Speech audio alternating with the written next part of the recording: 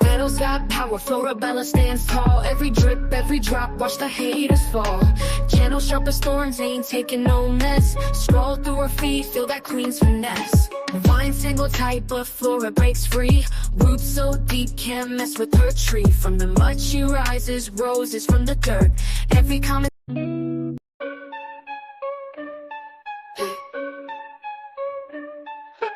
Petals got power, Florabella stands tall. Every drip, every drop, watch the haters fall. Channel sharp as thorns, ain't taking no mess. Scroll through her feet, feel that queen's finesse. Vines tangle tight, but Flora breaks free. Roots so deep, can't mess with her tree. From the mud she rises, roses from the dirt. Every comment section she lays down hurt. Flora's anthem, blooming under pressure. Resilient, resolving, no lesser. Florabella's reign strong and relentless. Beauty in battle, queen sure defenseless. From the garden green to the concrete wall, Florabella, unstoppable nature's child. Leaves whisper secrets, she's the loudest shout. From the channel buzzing, she never backs out. Seed of strength, through seasons she grows. In the face of doubt, her spirit glows. Cameras ain't a limit, she branches out. Thorns in her crown, she wears it no doubt. Flora's anthem, blooming under pressure. Resilient, resolving, no lesser. Florabella's reign strong and relentless. Beauty in battle, queen sure defenseless.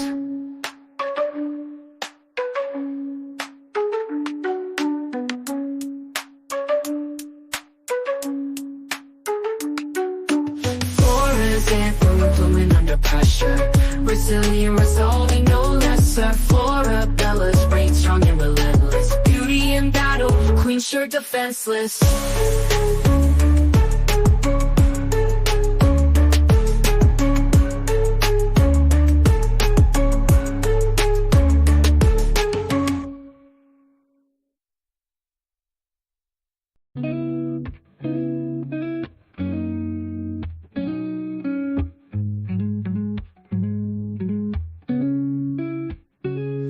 Florabella on my screen, her smile is shone so bright. She's a queen with every scene, in the morning or the night. Recipes and good vibes flow, every video a gem. Her confidence, it grows and grows. We're inspired like her friends. Unstoppable Flora, she's got that power, spreading her aura, blossoming like a flower. Through the highs and all the lows, she remains so strong. Her spirit always glows. She's where we all belong. With every like and every share, we feel her energy. No storm too strong, she can't bear. She's setting us all free. Unstoppable Flora, she's got that power, spreading her aura, blossoming like a flower. Recipes and good vibes flow, every video a gem. Her confidence, it grows and grows. We're inspired like her friends. Unstoppable Flora, she's got that power, spreading her aura, blossoming like a flower. Through the highs and all the lows, she remains so strong. Her spirit always glows. She's where we all belong.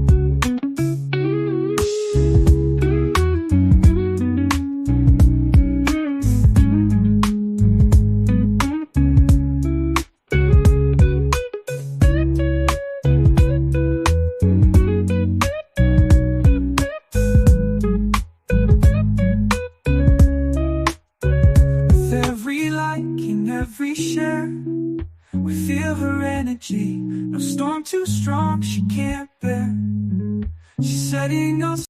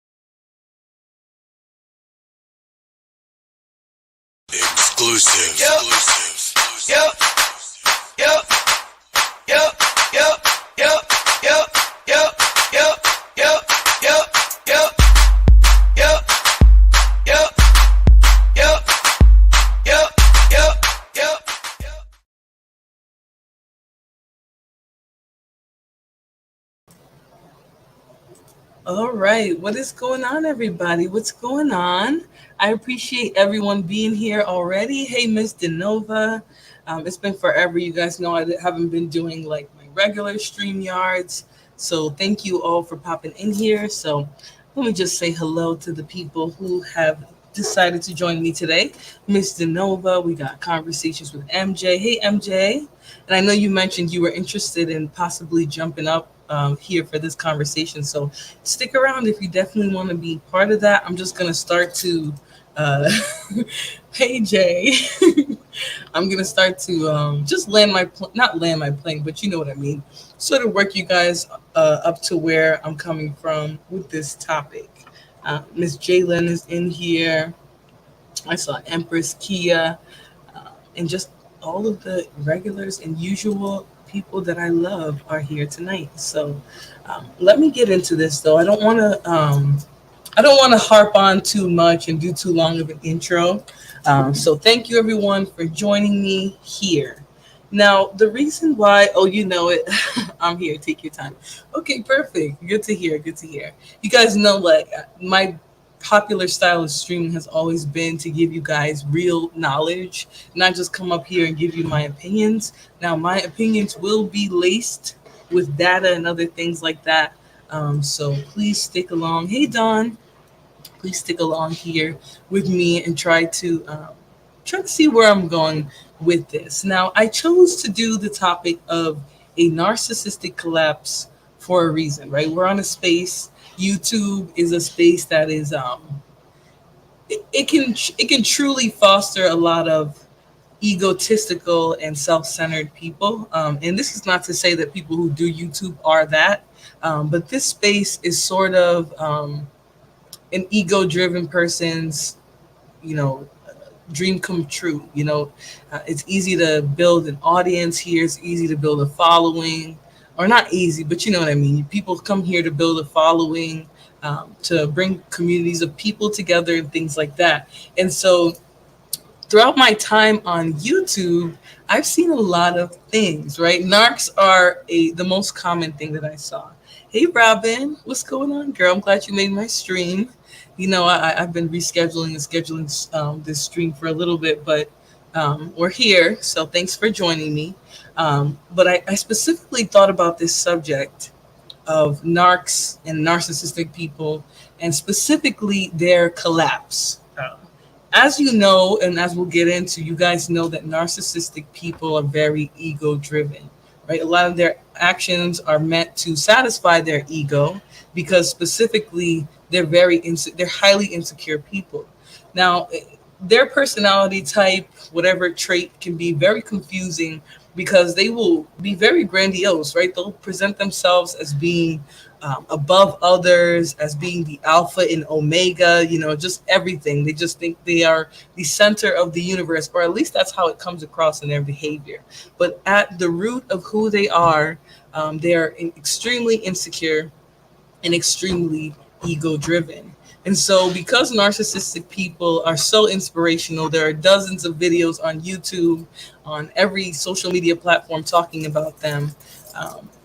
I decided to talk about a occurrence that happens with a narcissistic person, and that is what we call a narcissistic collapse. I know I said narcissistic so many times. Your tongue is probably tied right now. You're probably wondering, is this going to be just like every other video about narcs? And I'm just here to tell you that it will be, but I will also be stringing in some examples so that you guys kind of understand what I'm talking about, and sort of breaking it down in a way that makes it very digestible and not just an everyday conversation about narcs like people tend to do. Travel One says, greetings, Flora, listening. Hello, Travel One. Every human has a form of narcissistic traits in them. It depends on what spectrum they are on. That's correct, MJ. Most people do have traits, but in order for somebody to be let's say to have narcissistic personality disorder. I think similar to other um, mental illnesses, you can't really define a person by it. Like you can't necessarily call them narcissistic, but they have traits or they have a personality disorder. And most of what I'm going to be speaking on today is going to fall under the spectrum of a disorder, a narcissistic personality disorder, meaning that is for the most part, that's how they present themselves. It's who they are, it's how they're driven and things like that. So, absolutely. All right. So, and pretty much the whole theme of this is when the intentions to satisfy ego are brought to light. Now, as we know, and as we're going to get into, narcissistic people do not like to they don't like to come across for who they are, right? They tend to try and be very charming, be very likable. They are able to create a false idea of a positive relationship with a lot of people. But what comes with a narcissist will always be chaos and destruction. So you might start out just fine, and then you might befriend or decide to do business with a narcissistic personality, and you will soon see chaos, you will soon see destruction, you will see backstabbing, you will see them constantly trying to put you down, trying to put others down. Eventually, you will start to experience a lot of distress from being associated with a narcissistic person, even if in the beginning it's all butterflies and rainbows and shit like that. Yes, triangulation is actually a subject in one of my videos in the past. They will absolutely try to triangulate you against the people whom you associate with, whom you work with. If they come into a work environment and they're sharing that space with you, you might find that suddenly everyone is attacking you, or everyone has a problem or an issue with you. They tend to wreak havoc. Yep, they're definitely energy suckers. All right, so before we sort of get into this, I just wanted to sort of remind you guys that being in dealings with a narcissistic type is a very tricky situation. They're tricky people to begin with, but it's a tricky situation because things will always almost come to a head, right? You'll always end up in a situation where you're wondering, why is there so much drama? Why is there so much mess? Why is there so much chaos? Why is everyone fighting? They are the centerpiece of destruction, right? They will come and they will sow destruction, chaos. They will attempt to break up friendships and partnerships of people who actually have a lot of things in common, right? People who might actually work better together than they would with them. And so that's sort of their nature. So I just want to make sure that you guys know that if you've had any dealings with narcissistic people, I'm sure that it was a very troublesome experience. All right, so that's just that. And let's move on to the actual traits of a narcissist, right? So as we get into the subject matter, obviously you guys jump in and we'll have a conversation. I think I will drop a link in a little bit, but I do want to sort of get into what it's like to truly be dealing with a narcissistic, what type of traits that they display, and specifically how a work environment is affected by interacting with a narcissist. Because I think that's the most relevant. You guys know that I like to say things without really saying them. So I'm not going to necessarily mention any names, but recently there's been a lot going on over here in the Blackistan sector of YouTube, right? There's a lot of infighting. There's lots of betrayals, you'll call it, just lots of drama. And so I wanted to remind you guys where the root of this drama is coming from, right? So now, if you look at the center of this Black Tube High, I actually really like that name because people in this sector tend to operate like high school, right? You can only hang out with certain groups of people. You can't be that guy's friend. You can't be this girl's friend. But what people don't understand about a narc is that anybody can become their enemy. As soon as you stop serving the purpose for them that you're meant to serve, you could be gone. You could be disappeared. You could be the next target. You could be the next person who is on the opposite end of a smear campaign. It just tends to be how they operate. So let me pull this up really quickly. And then we'll go into some of the traits because I have them listed there, but I did want to also open up this search screen because I think this was it was broken down the most easy in this search screen. So just give me 1 second, y'all. Don't mind me. I went to the grocery store right before this and I had to run. So I'm a little less organized than I usually am. Um, hey, Lana Love. Um, and we got Keisha over here. How is everyone doing tonight? I hope you guys are having a great night. I did just sort of jump right into it, but I want to make sure that we don't waste any time when we're talking about narcissists, that we get right into who they are. So welcome, and please make sure you guys hit the like button. All right. So narcissistic traits are generally passive aggression or passive aggressive tendencies, right? Need for admiration, a sense of entitlement, demanding attention, and more. Okay. I'm gonna pull this up for you guys because I really liked the results that I got when I did this Google search. And I did this Google search because YouTube is it's a business, right? We're here working, we're here trying to make a living, but we're also here for the sake of entertainment, right? So even though it's an entertainment space, we still have to remember that what people are doing here is business, right? People are not here to just waste their time. I think it's fair for people who are putting together presentations and things like that, that they deserve some level of financial support. And shout out to Lana Love for sharing my Cash App there. Anybody who would like to share, send me a Cash App or any type of support for the stream that I'm doing today, please feel free to do so. I would greatly appreciate that. And I'll add that there as well. But, people tend to forget that content creators in this space are here not only to entertain, but also to receive a financial compensation for that. And whenever money is included in any form of entertainment, you will have people in extreme competition, right? That's the main thing that you're going to start to realize. Even those who come in and pretend that they're not about competition and they don't really care about competing, any space where people have to make money or people are trying to make money, there will be competition, whether people are here for shits and giggles or not. We would like to be compensated for the entertainment that we're providing and things like that. And it's not wrong, right? I'm not trying to shame people for wanting to be paid for what they do online. But whenever a space turns into something where people are trying to benefit, especially financially from it, there will be competition. And wherever there's competition, there will be a narcissist. All right. So this is sort of what narcissism looks like in the workplace, right? It's a lack of empathy.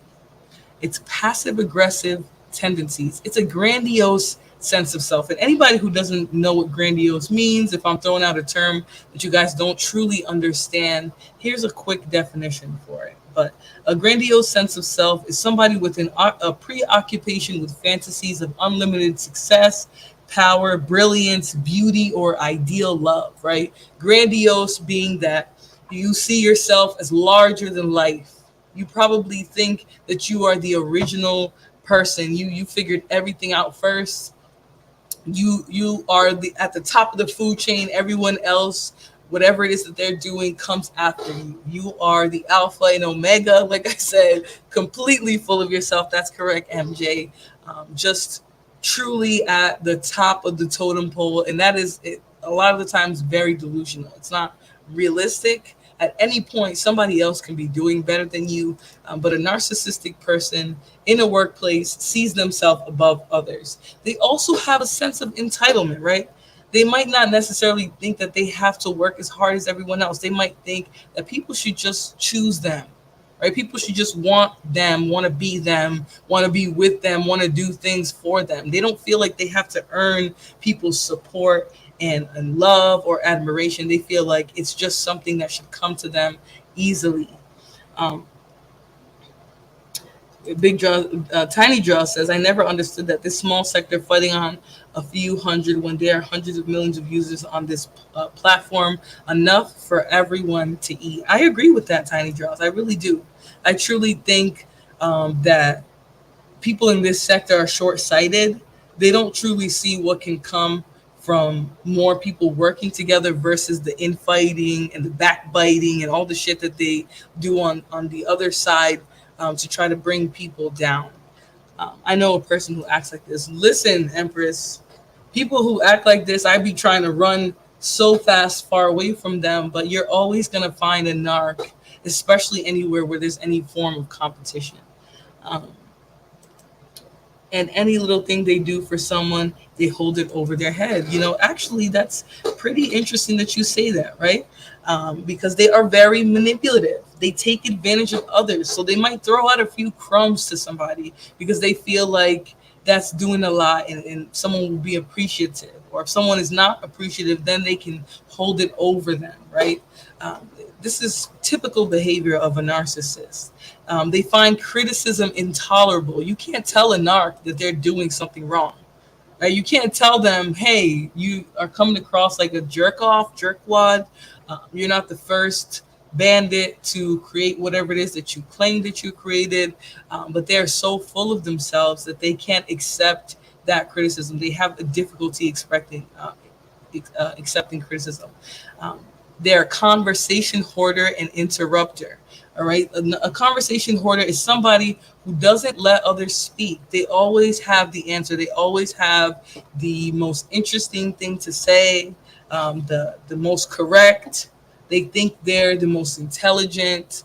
They think that more people want to listen to them than they would like variety in a conversation.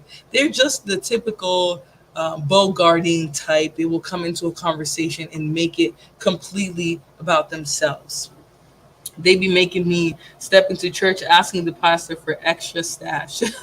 They have to control the narrative of the conversation. Well, yeah, because if they can't control the narrative, then they truly feel like they're losing control, right? And that's sort of what we're going to get into a little bit later today when we're talking about the collapse.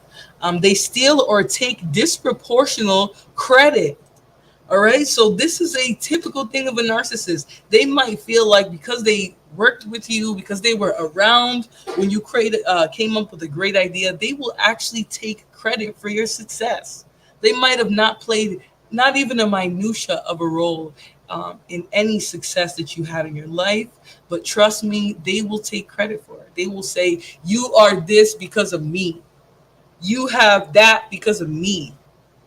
You're relevant because of me. These are things that you will continuously hear from a narcissist because they just can't see themselves for who they are. They always see themselves as above, as contributing more than they actually do.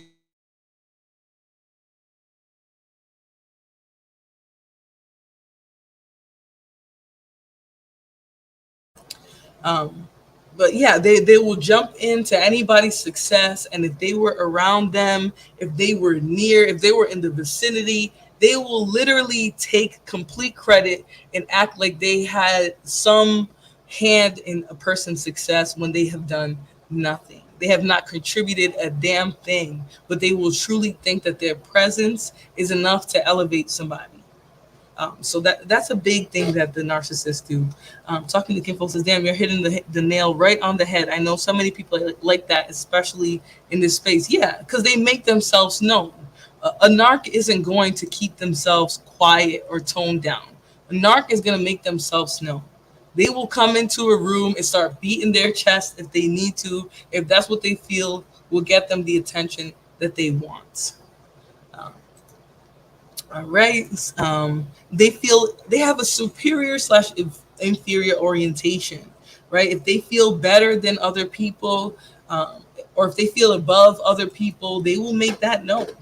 If they feel below other people, they will align themselves with those people. They will try to get in their good graces. They'll try to be part of the same groups or the same environments because they want to be aligned with what they feel is superior to them. They always need to be the center of attention. And, that applies in many ways, right? They might feel like their opinion is more valid, right? So it won't necessarily come across like attention seeking, but you'll see them try to be very dismissive of others, and other people's contributions because they need to be the center of attention. They have a disregard for personal situations, meaning they don't really care too much to share things regarding themselves, but they want to know everything about everyone else. They'll spend so much time talking about others and other things, but you really don't know a lot about a narcissist because they will keep their own traits, their own life, their own personal situations on the hush hush. Right? You'll hear them talking about other people all day, but you really don't know anything about them, right? That's because they're operating from low self-esteem, and that low self-esteem will not allow them to be true and transparent with who they are. All right? They enjoy spreading negativity.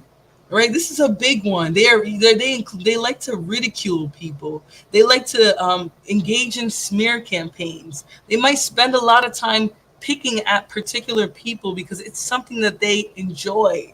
Right, they actually enjoy when other people look poor. Right, when they look bad to the collective.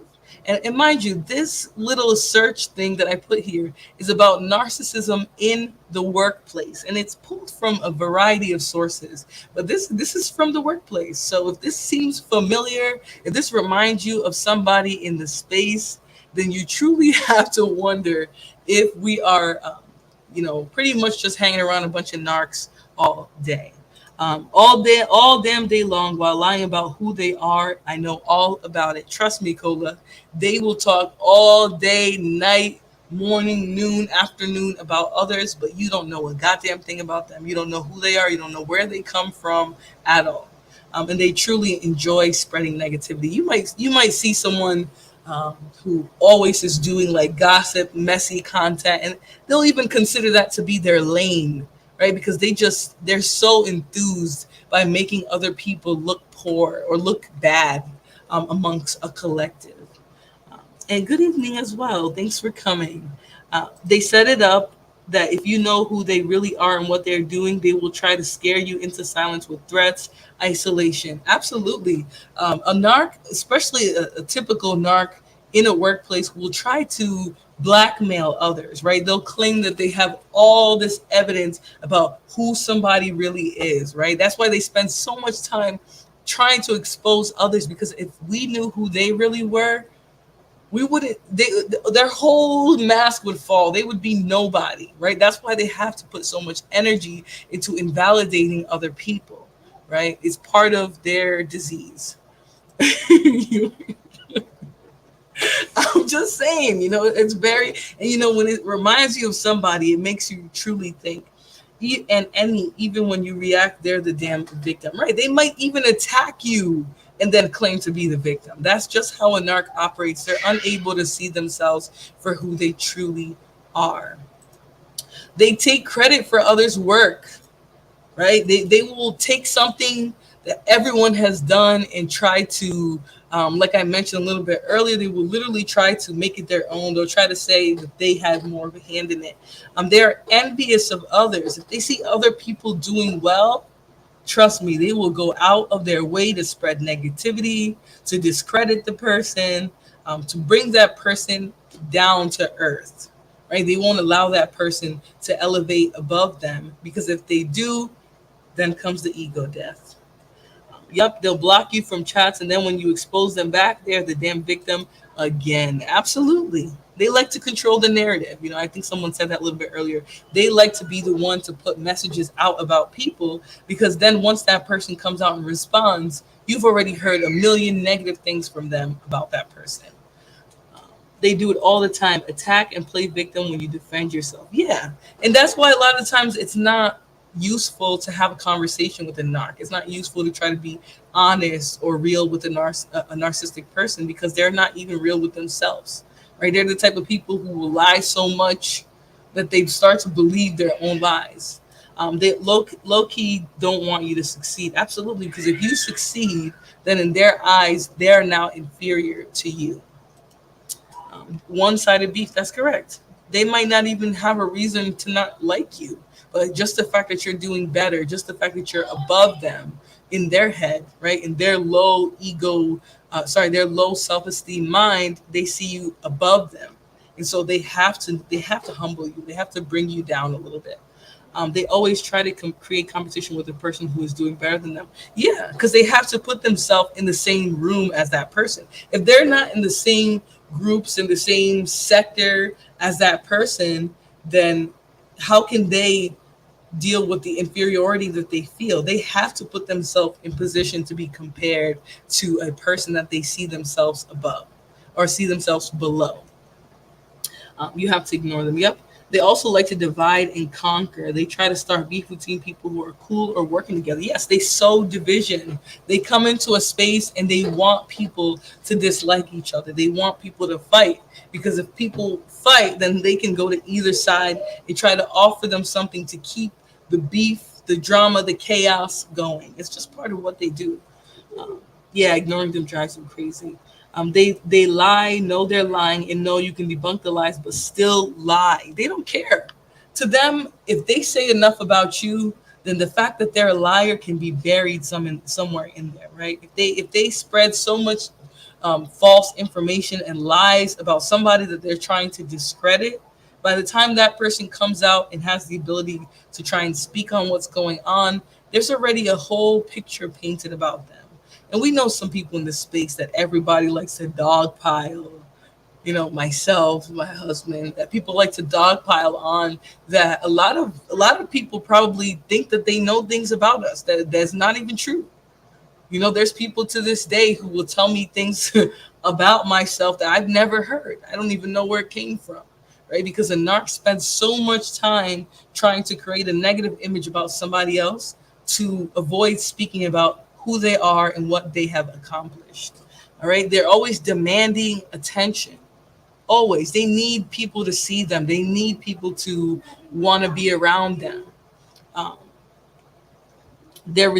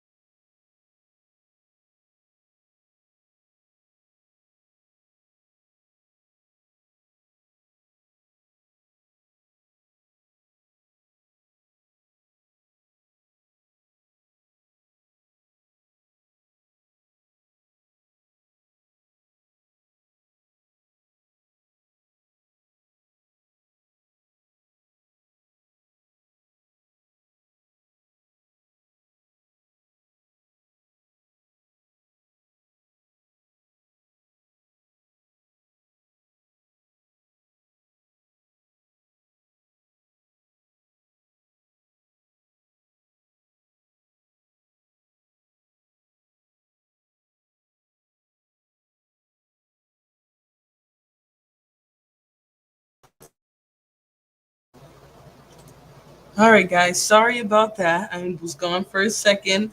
People playing with the internet, but okay. All right. So I forget where I was, but I believe we were talking about um, YouTube Illuminati. Got it. Sorry, guys. That's my fault. I'm trying to see where we are literally describing content creators in this space in this chat. Yeah, Robin, that's sort of the sick thing about all of this, right? Is that as content creators and as consumers on YouTube, we truly have to deal with a lot of narcissistic people. This is come and play. They can always find somebody vulnerable or who they deem to be below them in order to manipulate and to try and sway. That's just what a narc does. That's how they behave. So I believe I was talking about, I don't remember at this point. Um, they love to kick you while you're down. Yeah, and MJ, I feel like in some ways, some really bad people have decided to label themselves as dark empaths, right? And really, somebody who is a dark empath isn't necessarily bad, but they might really just be a narcissist in disguise, right? They might act like they are jaded or they've gone through experiences that make them a certain way, but really, what they would call a dark empath is really just a narcissist in disguise. So, no.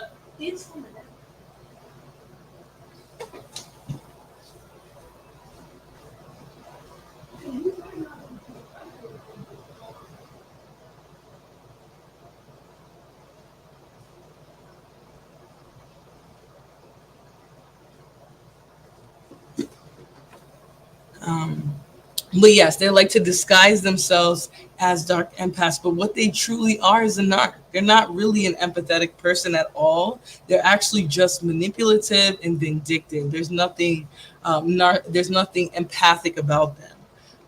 So I've seen that more lately, and they're just delusional, is what I'll call it. Um, they require constant praise. This is something about a narc that I find to be truly annoying, right? They always want to be from others' attacks, as far as I remember. Yeah, Lana Love. That's why I try to make sure that that's clear, because a lot of people who are just narcissists might try to come into these other umbrellas of types of people and try to bogart and pretend that that's what they are. Dark empathic people are simply able to see the light and use it for their benefit and for their own protection as well. But a lot of the times it'll really be a narc who's trying to pretend like they're empathic. Um, Machiavelli's empathy and also high in empathy charts. Yeah, I think there's a lot to it. There's a lot to it. Um, there's a lot to it, but I'll say this. I think that they do like to pretend like they are actually empathic people, or they're dark empaths, and they're more likely to be on that narcissistic spectrum. So that's why I think it's interesting that so many of them like to have these they like to have these levels to themselves that they think people don't understand and things like that. But I definitely see where you're coming from the all the other traits and things like that. A lot of it tends to overlap. All right. So yeah, like I said, I hate that they constantly need praise. They need people to see them. They need to be labeled as the best. They need people to thank them, right? You hear that a lot. They want people to give them credit and they want people to lift them up and speak highly of them when really they haven't earned it, right? People who get constant praise aren't running around looking to be praised in the first place, right? Their actions are speaking for it. But the thing about the narcissist that's very annoying is that they want people to praise them even without doing much work. And I just want to read a little blurb here, because what's interesting about a narcissist is that they will present themselves outwardly as being extremely confident, but really they're vulnerable, they're insecure, they're fragile. They're not really strong people, but they're really good at pretending like they are. Cola says, one thing I learned is that no one will understand your journey or your healing process. That's why you can't give a damn about what people think when you're telling your truth. To hell with them. Yes, exactly. And I'll tell you one thing too. A lot of people have stories about dealing with narcissistic people. A lot of people, right? And a lot of the times it falls on deaf ears because people think, oh, now narcissism is the term that everybody uses to describe somebody they don't like. But trust me, more of the population is narcissistic than we truly know, right? A lot of people who are narcissistic aren't going to seek out that care that they need to deal with those parts of themselves that causes them to be so destructive. All right, so since we've kind of spoken about the traits, about how they present in the workplace, I want to focus now. Oh, sorry, y'all, a little bit too close to my face. Um, I want to focus now a little bit on what those people out there who actually uh, know about narcissism, who do their research on narcissism and things like that. I want to know a little bit about what they say, and I want to share with you because obviously I look into this stuff before I get on here. I didn't have too much time, so some of these videos are fresh even for me. But I want to start with my favorite, which is Dr. Ramani. You guys know I love Dr. Ramani. She never copyright strikes my videos or anything, and she's the actual practitioner. She's an actual doctor. I don't know how much practice she does now because she's filthy rich. She does a lot of seminars, video. Like she's done so many interviews back in the day with other YouTubers and things that focus on mental health and mental wealth and things like that. She's one of my favorite. And it's okay to be fragile and vulnerable at times. It's human. It's being human. You know what, Cola? This is what a narcissist doesn't understand.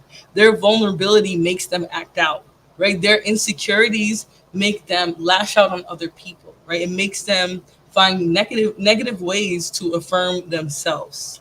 And that's what's really dangerous about dealing with a narcissist. She says, I don't think I've ever dealt with anyone in the workplace, in the military. Everyone is an asshole.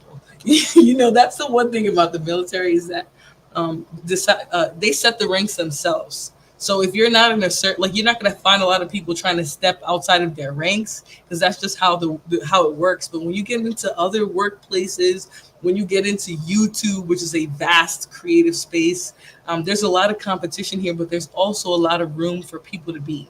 There is billions and billions of people.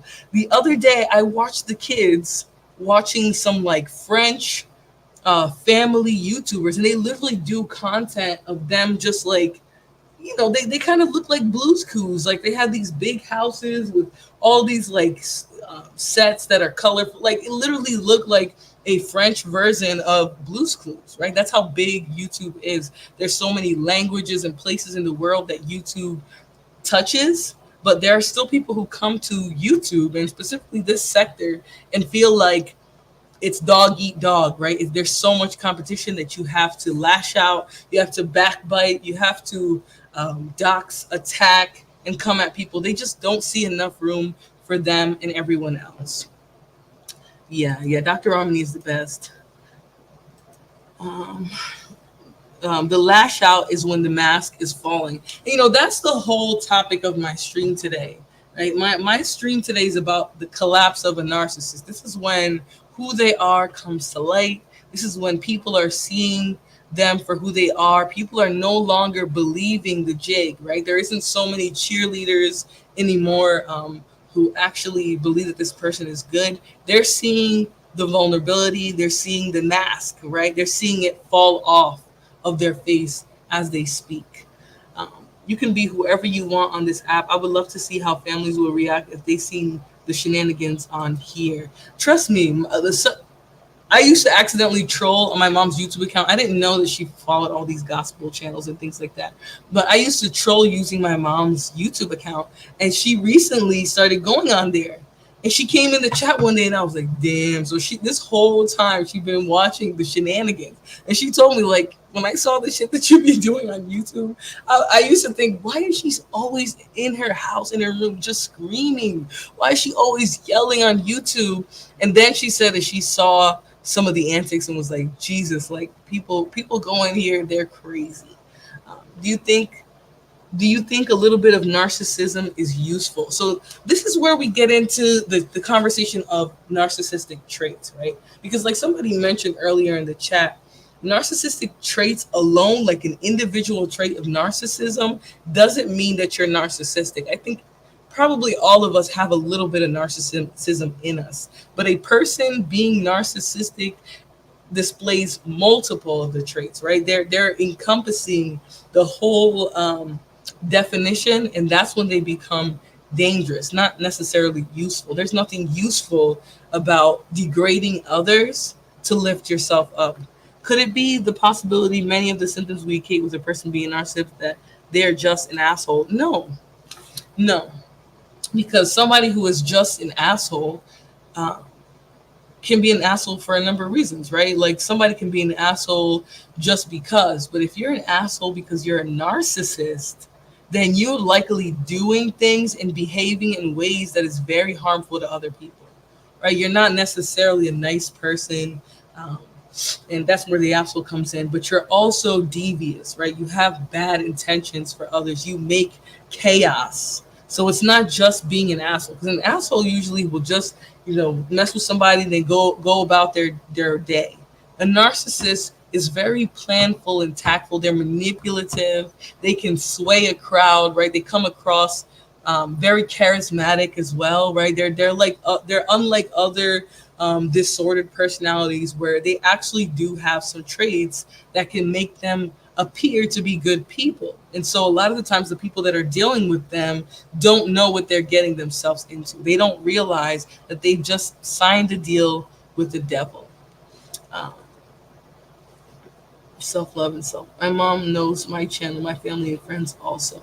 Okay, that's good. That's good too, because that's why I always made it a point on my channel to be informative, to be educational to some degree, because I know how this space can come across to people. I don't want anybody to click on my channel and see me doing a bunch of videos that are considered hit pieces, where I'm dragging people, where I'm doxing people, where I'm coming at people sideways, because what type of person would I be if that's all I have to contribute, right? But a narcissist doesn't necessarily care about that. They just want to be seen. Um, Yeah, biggest trick the devil plays for people to believe he doesn't exist. Yep. All right, so I'm going to play this video by Dr. Ramani, because she really talks about the downfall of a narcissist. All right, so I'm going to play this video, and obviously if you guys have anything to share, let me know in the chat. And I'm also going to go ahead and drop the link. So if you guys are interested in being part of the conversation, if you have some feedback, if you have some pushback, if you want to discuss what a narcissistic person truly is, make sure you guys click the link. I haven't done a real panel in a long time, and I'm sort of learning to try and be a little bit more open with panels, because I feel like that's when I had the best discussions, is when I let people just rock. All right, so I put the link in the chat. If you want to come up, just come up. Make sure that you guys just give me a peace sign and let me know what you look like, so I know that you're not a corn bomber or some other type of sociopath trying to destroy my channel. All right, so I'm going to play Dr. Ramani, and then we'll continue the discussion. Channel, hit that notification, then you'll get notifications every time we put on a new video. If you like it, give us that thumbs up. So let's talk about a proverb many of you have heard, which is, the bigger they are, the harder they fall. I know a lot of you have heard this proverb. And again, just for those of you who might be new to this channel, the proverbs. And let me just say, the reason why I have immense respect and admiration for Dr. Ramani is because the way she breaks things down, right? Like, the bigger you are, the harder you fall. And a narcissist will they will spend a lot of time building up their image, right? They will try to sell themselves to be better than, holier than, more talented, more interesting, more creative, more intelligent. They just blow themselves up so much that when they finally do collapse and you see who they really are, when they become deflated, when the ego is burst, they fall very hard from their pedestal. And it's a pedestal that they created themselves, so you can't even be mad at it. Series has got to be one of my favorites, because at this point, these are the proverbs all of you are sending in, and somebody sent this one in recently. But the bigger they are, the harder they fall. This proverb actually is credited, believe it or not, to the early 20th century, to a boxer So it makes sense, right? If boxers should know, and it makes sense. The bigger the boxer, if you knock them out, the harder they fall. Now, I guess the boxer was being literal, but the saying has now been generalized and obviously means that the bigger, perhaps the more important, the more influential, perhaps the wealthier, then the more dramatic and impactful the person's downfall will be. Think people like Bernie Madoff or Harvey Weinstein or Jeffrey Epstein, big name folks that get brought down by a scandal and come crashing down in an epic way. Hey, MJ, is that you? Hello, It hello. is I. How are Oh, you? okay, perfect. I thought it was you. That's why I just brought you right up. Yeah, don't Um, worry. I'll be on camera soon. I was just eating. My bad. oh no, don't worry. Do you want to add anything, or you want to just listen a little bit to Dr. Ramani? Yeah, I would definitely like to listen just a little bit more and I'll chime in. All right, just let me know. All right. No problem.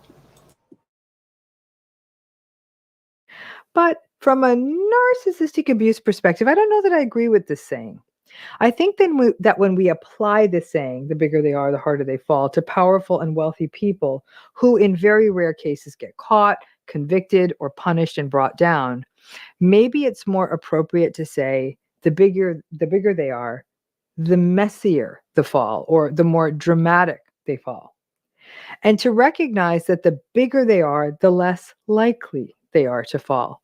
I think that we're just more interested in the fall when these big names fall because, let's face it, there's nothing better than watching a powerful, entitled, and cruel person be brought down. And it can be depressing to think about how much harm they perpetrated before they were actually caught. So we know this. The big rarely fall, especially in a world that incentivizes narcissism and psychopathy, in a world that enables these patterns, excuses them, and ignores the people that are harmed by. And I love that she said that too, right? Because I truly think that when narcissistic people are harming others, when they are bringing people down, when they're trying to destroy reputations, a lot of people don't recognize it for what it is, right? They truly just think, oh, that's just that person, that person is just them, they just fell, they're just trash, that person just sucks, whatever it is. A lot of people truly buy into a narcissist because they're very charismatic, right? They're very charming, they're very able to be duplicitous, meaning they go from people to group, pretending to be a certain way. They only truly expose themselves. Honestly, they don't really expose themselves. They're only truly known by a small group of people who maybe know them from even childhood or origin. It's not easy to spot a narcissist, and it's not easy to point them out either, because the people who follow them pedestalize them. The people who follow them, hey, hey, MJ, just popping up looking all pretty like that. Well, thank you. Appreciate it. Appreciate it. Hi, chat. How you doing? This is my topic. I love psychology. That's like a big thing to me. I love studying the brain, understanding our thoughts, our views, and why we do the things that we do and people's perception of things. And I love Dr. Romney. I've been following her for about like the past like 3 years. Yep. And she's really right on this, right? What I understand in the society that we're in, we have gotten conditioned or comfortable with seeing how can I put it? Seeing regular smegular people take a fall or be humiliated, and it's actually kind of become like a sport in some way. I know you heard of that German term "Schutterfring," where people find delight in other people's misery and pain. They get the same type of feeling of adrenaline and the same type of hormone of happiness by seeing someone hurt and pain. Yep. It is a different type of feeling when you dealing with someone as a narcissist who has caused a lot of havoc and chaos and destruction around them. You do feel a lot better, like, yes, finally this person Yep. gets what they deserve. But then if you're a person who is not, like, you don't find joy in people getting hurt, you can also see the humility side of it, and Yeah. that's just that empathetic side coming out. And then now you be like, oh, yeah, I'm glad that he got what he deserved, but I don't like the act in itself. right? The act in itself bothers me and you wish it doesn't happen. Yeah, I mean, you're better than me, but you know what? That's actually I'd be like, no, but it's true. You know, a lot of people. Listen, to me, I'd be like, but but there's a lot of people who will actually feel bad for a narcissist, though. You know, the empathy will kick in. They won't see all the destruction in that person falling, but the people who've dealt with them will actually be the ones cheering on. Or some of us might even still have a soft spot. Sometimes I have a soft spot. Sometimes I'm like, fuck you. Like, I don't. Yeah, and it's hard too, because when you're dealing with a narc, they will try to guilt trip you, right? They know that they've been doing the most. They know that they was doing things to harm you, but then now all of a sudden they'll peg a situation. Well, if you do this, you're going to harm me, or if you do this, you're going to affect somebody else. Now all of a sudden you are not allowed to act in the same way that they act, and they will hold you to it, right? They will pigeonhole it to you. They will like, oh, wait a minute, if this is a part of your morality base, I am now going to, you know, deem myself the morality police, and I'm going to hold you accountable for what you say that you don't do. So you can't do that against me. It's because they know that you actually operate from a moral compass, right? They don't care about it, but they know, and they can read people very well. They can see that's somebody who has integrity. So if I behave a certain way, I can still try to hold them to what I will never stand for myself. So that's completely true. Cola said, or the new supply. Yeah, because a narc will keep them a new supply. Trust me. Well, they always have to keep a new supply. They have to have a new supply on deck. You remember they're energy suckers, right? They live off of people's energy. They live off of what they can get from people, whether it's monetary, whether it's emotionally, whether it's mentally, whether it's egotistically stimulation. They live off of your energy. And when they feel that you are telling them enough is enough, or they have depleted you, they have to have that backup supply on deck. Oh, they can't live it's on deck. It's in the backyard. Like you haven't even left yet, and the new supply is over there already cheering. Sometimes the second supply is right next to them, and you don't even know it. And you don't even know it. Truly, trust me. I have experience with narcs, unfortunately, myself. So, but yeah. All right, let me see what else people are saying in the chat. They said the flea. Narcs don't have a moral compass, Empress, and they don't have one, and they're very comfortable not having one, right? That's why they can see everybody else's. They can see what other people believe in. They study people well. Very well. They read people very well. They're very perceptive people, charming. They're better than an antisocial person in that they can blend in. And that's what makes them so dangerous, because they can blend in and they can pretend to be good people when they're really not. So it sucks dealing with them. It really is very scary dealing with them. You know, they can be quite dangerous. And I think because the word narcissism or narcissist been used so much in, like you said, in the YouTube space, because you do have to have a form of narcissistic trait to even be able to come up here and think that what you have to say have some importance, and you know, or even showing yourself, right? These are the traits that I was talking about, but it's on the lowest form of the spectrum.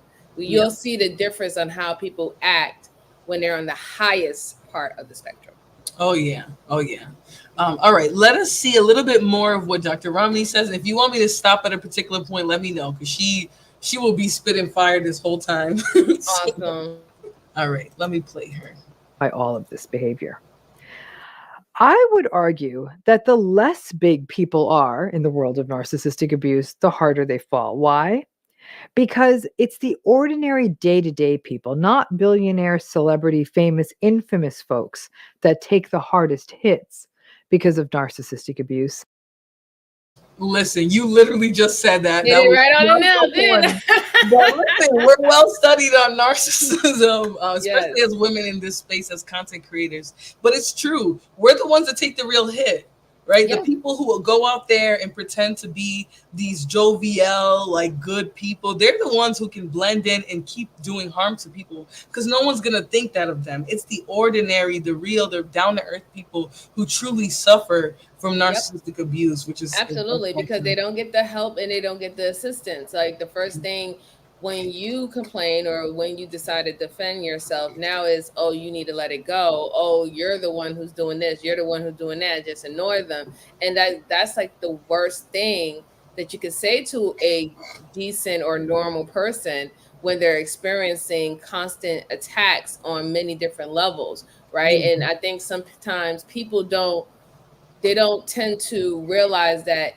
the hurt and the betrayal by dealing with someone who is a narcissist is something that they're already dealing with at that point. And then with the added on public, ostracizing or public humiliation or whatever, not, that's an added level that you're putting onto this person. It can make them quite hard to heal, really, because it's a consistent behavior that's happening over and over and over again. Yeah. And you get a lot of pressure from people as somebody who's on the receiving end of this abuse. You get a lot of pressure from people to let things go, right? They don't want you to keep speaking up. Right. And it's like, wait a minute, like, but did you like, Right. you're like, wait a minute, why? When it came down to me, it's like, I don't want to hear about it. But you sat there and you heard the whole thing or whatever that narrative that the narcissist said about an individual, and you did not challenge them once. You didn't question them once. And I think because a lot of people will know who a narcissist is, but they don't want to be at the brunt of a narcissist attack. So they will stand down and they will be a bystander and let a narcissist attack happen because they don't want to deal with what they see you going through. They don't want to do it. And that's a mistake because everybody can be a victim to a narcissist. That's the thing. You might be supportive. You might be in the same group you might even lift that person up one day. But if you get in the way of their ego and what they're doing to preserve it, you will be a victim to a narcissist. So, Absolutely, I find 100%. it interesting how people act, What'd you say? I'm sorry. No, I was saying definitely 100%. Like they do not care. Like literally, you can do the most simplest thing or just make one stance against them and you're the next target. And that's how quickly they can change on you. Trust, quickly. You will easily you'll go from their friend to their enemy overnight if you get in the way of their ego. So. Man, split second. Yeah, they are weak. Cola, that's the thing. Because they present themselves as so confident and so like they have those grandiose traits. People think they're strong people. They are weak. They are as soft as wet flowers. I hate to get all bougie with it. It's pillow. Soft they're pillows. fluffy on the They're inside. the plush pillows. They literally plush pillows. They built that way. Yeah, and Travel one says like a split personality. Absolutely. Who they are and what they present are two very different things. So I agree. There's definitely a split there in who they are. All right, so let's get back to the video and then I'll stop it again if we have anything. You can let me know when you want me to stop as well, right? It's the regular people. It's people who in good faith are trying to be good people, good parents, good partners, good family members, good community members, good employees, good business owners, good coworkers, good managers, good bosses. It's these ordinary people who, when they get nailed by narcissistic abuse, are the ones who fall the hardest of all. The people who fall so hard it's the people with limited resources who are not able to fight in family court. It's the people who don't have enough savings and as a result can't leave a boss and have to endure a narcissistic boss or company or customers and can't quit. It's the people who are trying to be good parents but are being undermined by a narcissistic co-parent. It's the people who are trying to set boundaries within toxic and abusive family systems. It's the people who run good businesses and ethical companies, but are being sued by narcissistic, aggrieved, and entitled people. The fact is that most of us don't have the sort of psychological reserves or financial reserves to be able to withstand a hit from a narcissist. I actually recently read a story about a woman who rented out a room in her apartment to what turned out to be a narcissistic grifter. This experience has cost her tens, maybe even hundreds of thousands of dollars, and possibly it looks like the loss of her home. And the experience isn't over yet. The grifter is still living in her apartment. I have read stories of people who had to give up in family court because they could no longer afford the legal fees and had to watch their children unravel because they were being placed in such horrible custody situations. I've heard stories of people who have been struggling in narcissistic relationships of all kinds for years, but can't afford therapy with a therapist who gets it to help them process it. To me, that is a much harder fall than having to trade Gucci and Chanel for an orange jumpsuit. Frankly, it is the damage to all of us regular folks that is the real issue in Yeah. narcissistic abuse. I wanted to stop with that. She's definitely right, because that is one of the biggest reasons why a lot of people who do deal with narcissist abuse don't go to court. That's why you see a lot of people, even in the spaces today, are not fighting the way that they need to fight when they're experiencing those type of narcissistic attacks, because they do not have those resources, right? It takes a lot to go to family court. I was just in court yesterday, so I understand this entirely. You have to, you have, if you want to get legal representation, you're going to have money, right? And not everybody is equipped to get money. There is, legal counsel, like you can get legal aid, legal counsel, but it also depends on whether your income matches the amount so you can get the legal counsel. If not, they will tell you to go to someone where you can, actually pay for it. And then it's time, right? How many people have the time to actually take off to go to court?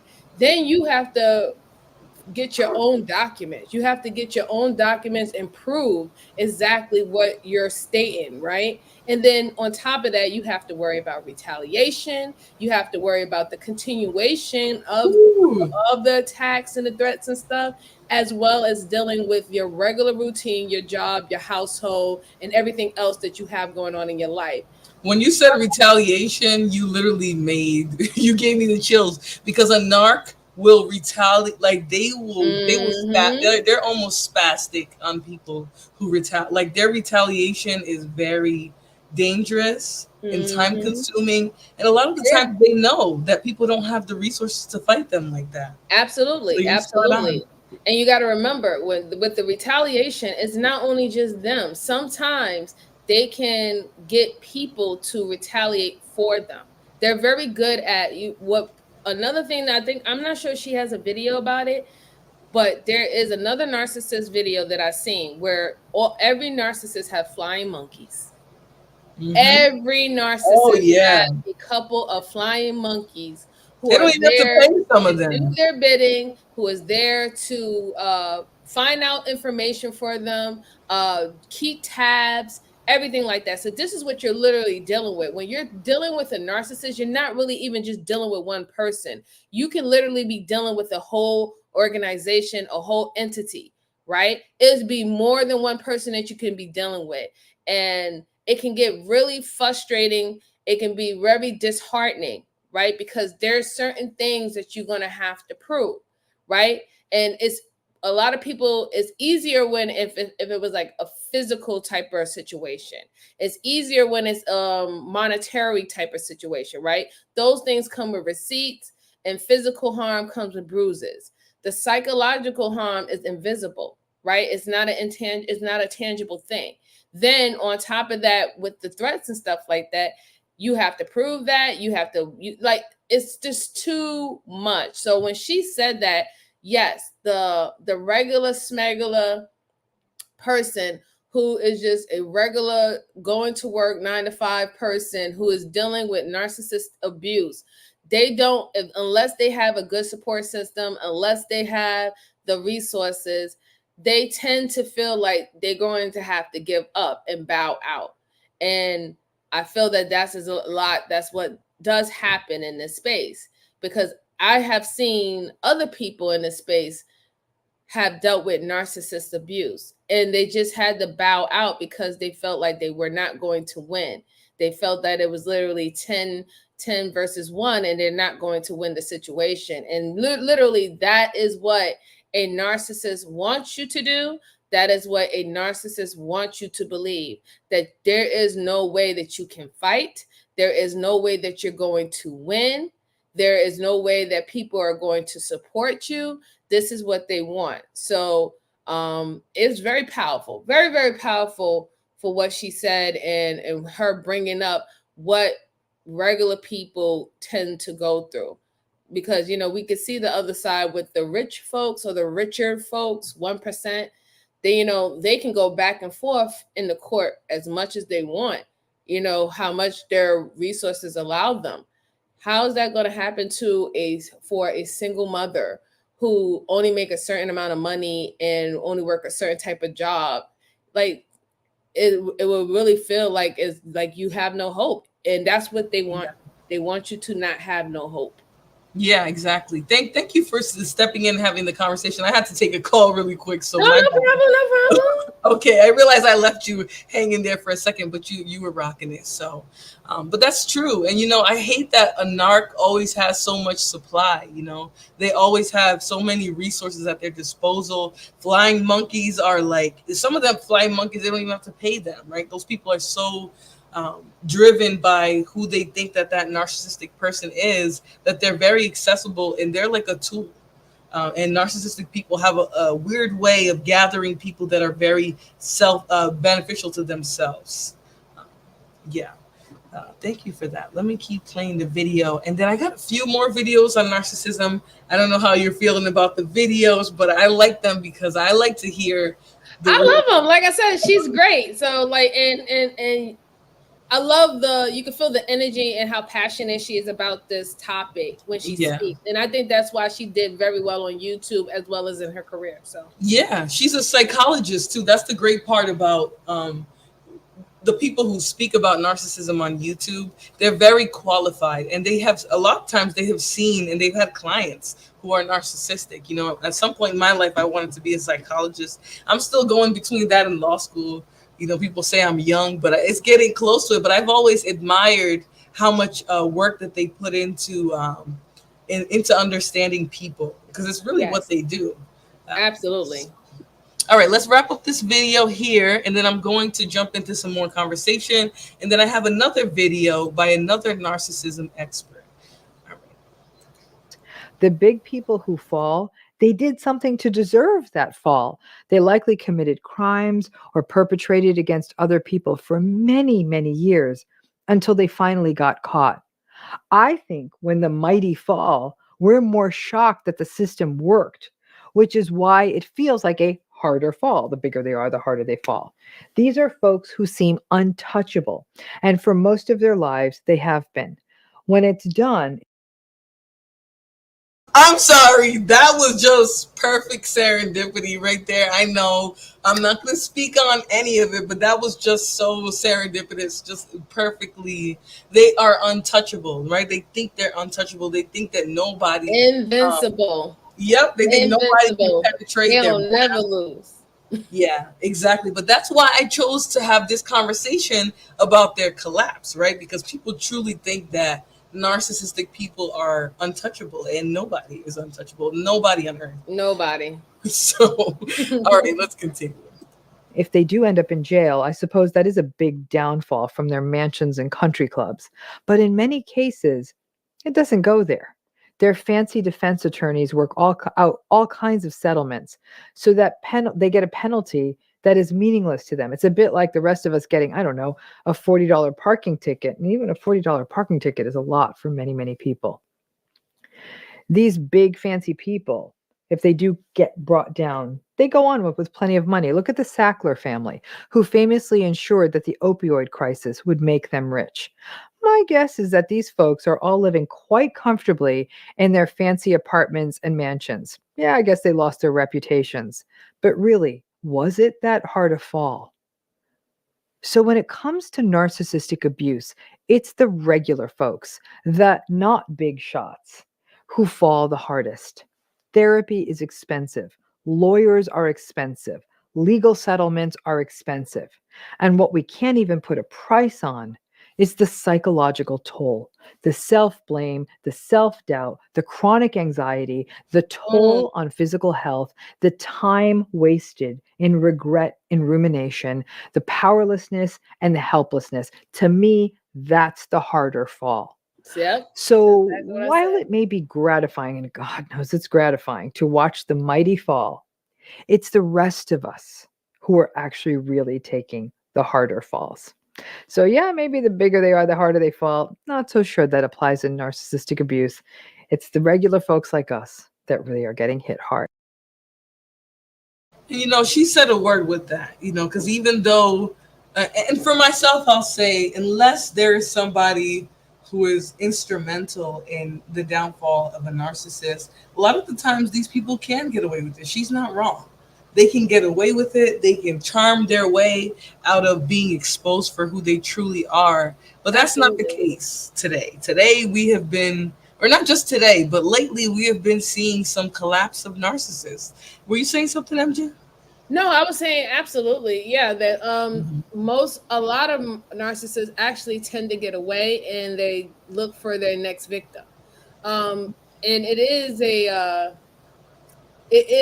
sight of like pleasure to actually see when one of them is actually held to task and held accountable for the things that they've done. But even so, according to Dr. Romney, at the end of the day, look what the person, the victim of a narcissist, look all of the things that they even had to endure before the narcissist ever fall. And mind you, the narcissist falling, this person doesn't care at all, right? They really don't care at all. That most of the time they don't have nothing. They'll tell you that they don't have anything to lose, which makes them dangerous. That's why they went so hard to destroy you. And it's true that they really, a lot of them really don't have anything to lose, right? Because on the other side of it is their own low self-esteem.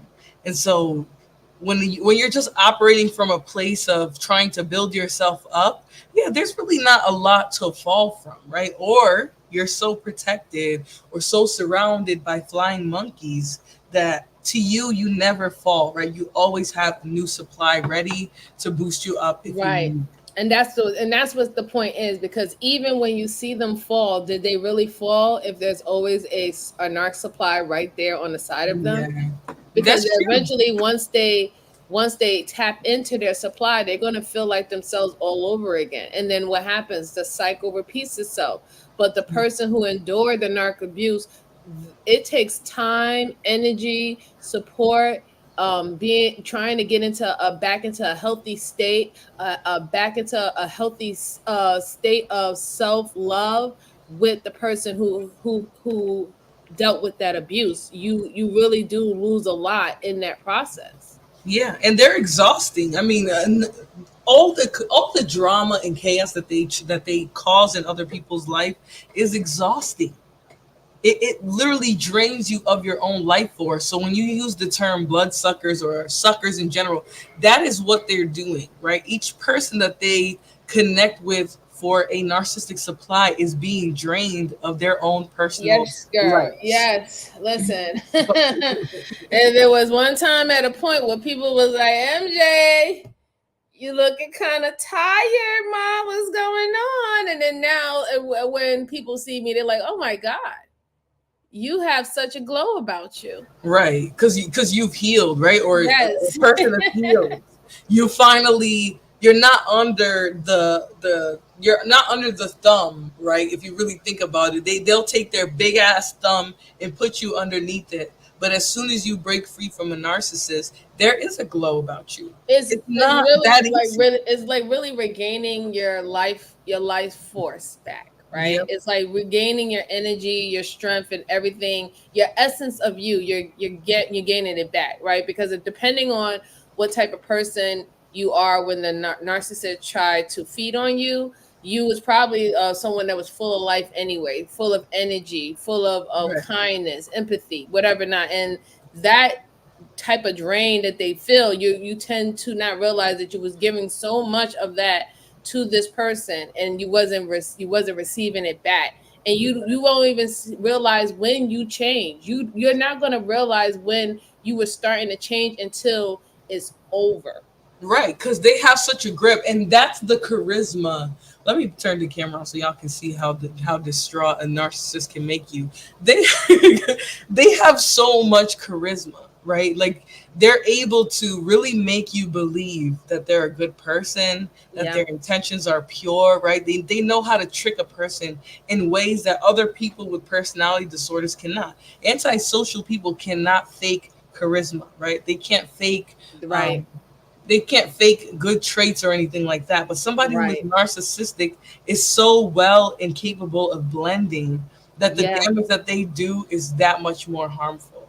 Absolutely, that much more they can blend in so well. And then the fact is, like you said, you pointed out earlier, Flora, is that they will show attributes that you will look for in a good, decent person, and they know how to do it so well that when the time is when you start to see the true self, you, as a person who would give a person grace, that maybe this person had a bad day, or maybe because this person have this going in their life, you would think that that's what's happening, just bad situations and scenarios, and not really realizing that this person is, his mask or her mask fell off.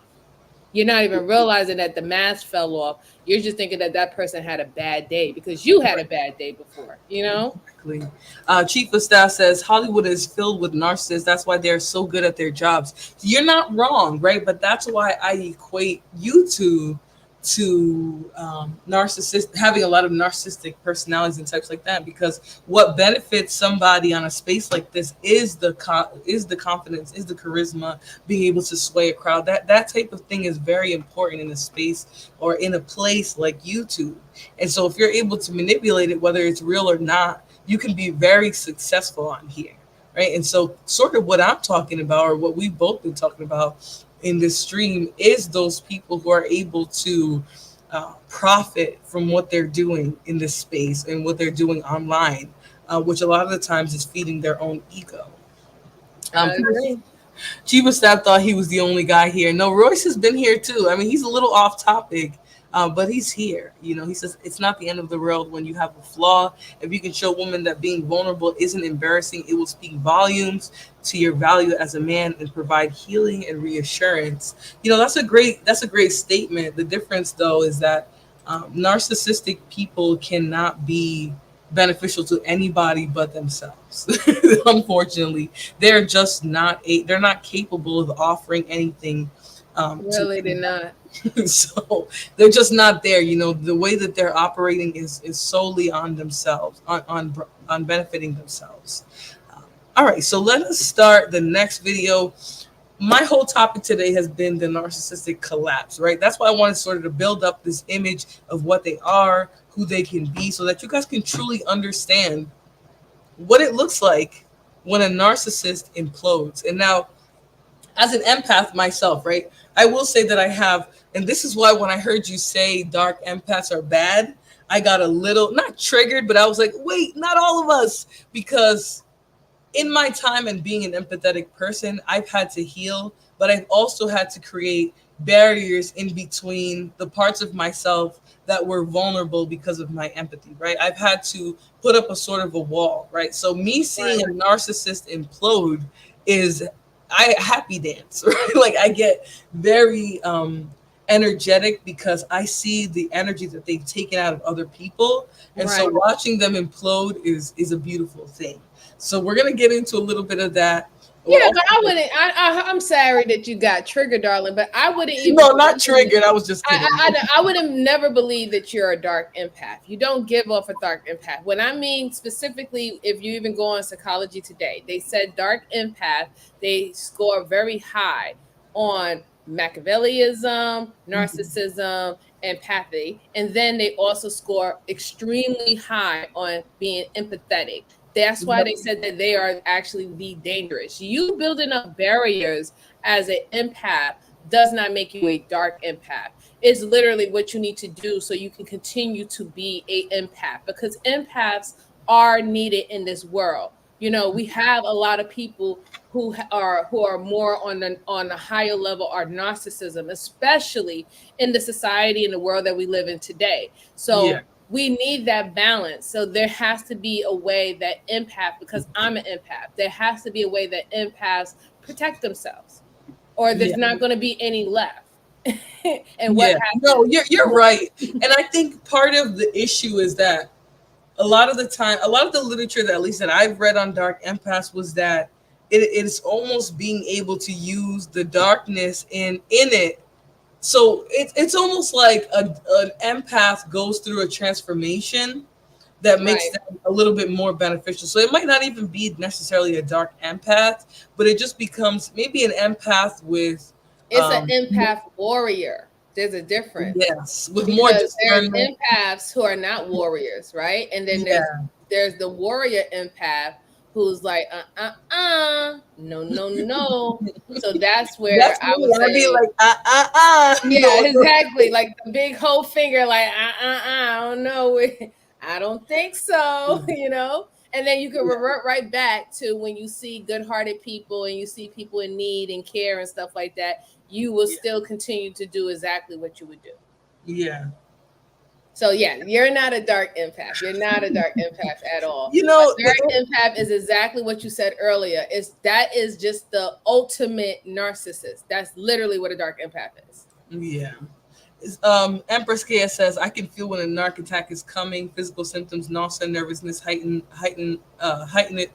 awareness, and sort of that's what I'm talking about, right? I'm so empathetic to a point where I am looking to protect other people Everyone. who I see are empathic, and they're almost not naive about it. There's some naivety there with their empathy, and Yeah. you can't help everyone though. You know, there's been times that I thought that I was helping an empath set boundaries, and they thought that I was trying to stop them from something good. I mean, later they found out that good thing was not really good.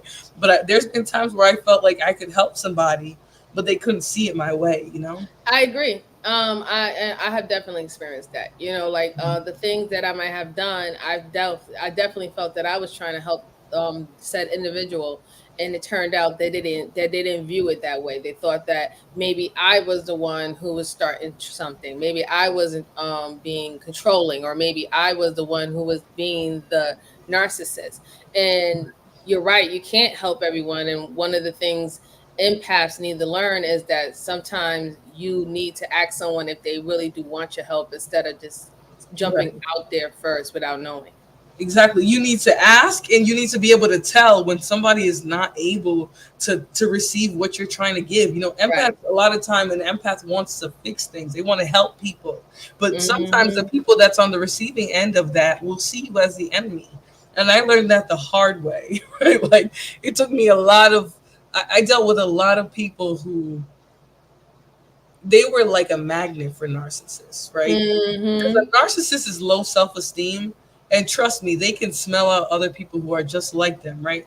But maybe those people don't have the capability of turning into what they are. And so I had to deal with people where I felt like I was telling them something good for them, and they told me, no, you are like you're impeding on my happiness, you're whatever. And then you look down the line and you see the destruction that they went through. Right. That empathy still lives in you for them, you know? It does. It really does. Because like, you know, to me, it's a gift and a curse, right? Because you want to help people, you want to protect people, you know, especially if you see a situation where you know a person's getting attacked, you know a person's being hurt, you know that this is affecting someone. But then sometimes, like an empath like myself, you don't know when to set the boundary for yourself, so you're not like, you know, you're not depleting yourself, right? Or you're not putting yourself out there to be on the chopping block. And I think that's what happens with a lot of empaths. They put themselves in the chopping block where literally they would be the ones that's getting all the daggers at this point, even though you came in to try to help the situation. Right. And especially if they're not used to dealing with narcs, right? They're going to think that any regular person wouldn't do that. But a narc has a special level of audacity. Trust me. Their audacity comes straight from hell. Straight from hell. It really That's something I've had to Yo, they realize. really do, don't they? Right? They just literally, it's like they popped up right from the graveyard. Like, yo, I'm here. Listen, they We're have a about to special start. level.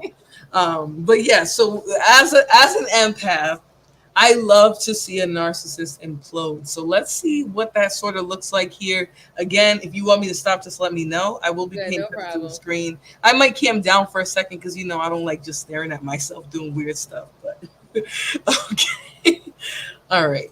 As you learn about the narcissistic pattern, it's also wise to reflect on the much healthier alternatives. Now, below, you're going to find a link to my new extensive course called Ready, Set, Connect. It addresses both the mindset and the skills involved in gratifying relationships, and I hope you'll find it to be quite therapeutic.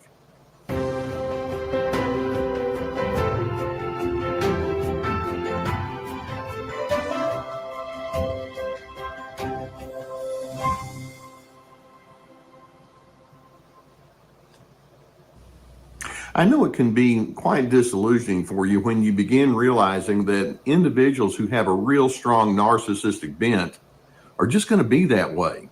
And no matter what kind of effort you make or logic that you bring to them or willingness to blend and to harmonize, it's like it's not going to happen. These individuals, because of the ingredients that they're so committed to, are hardwired to fall apart.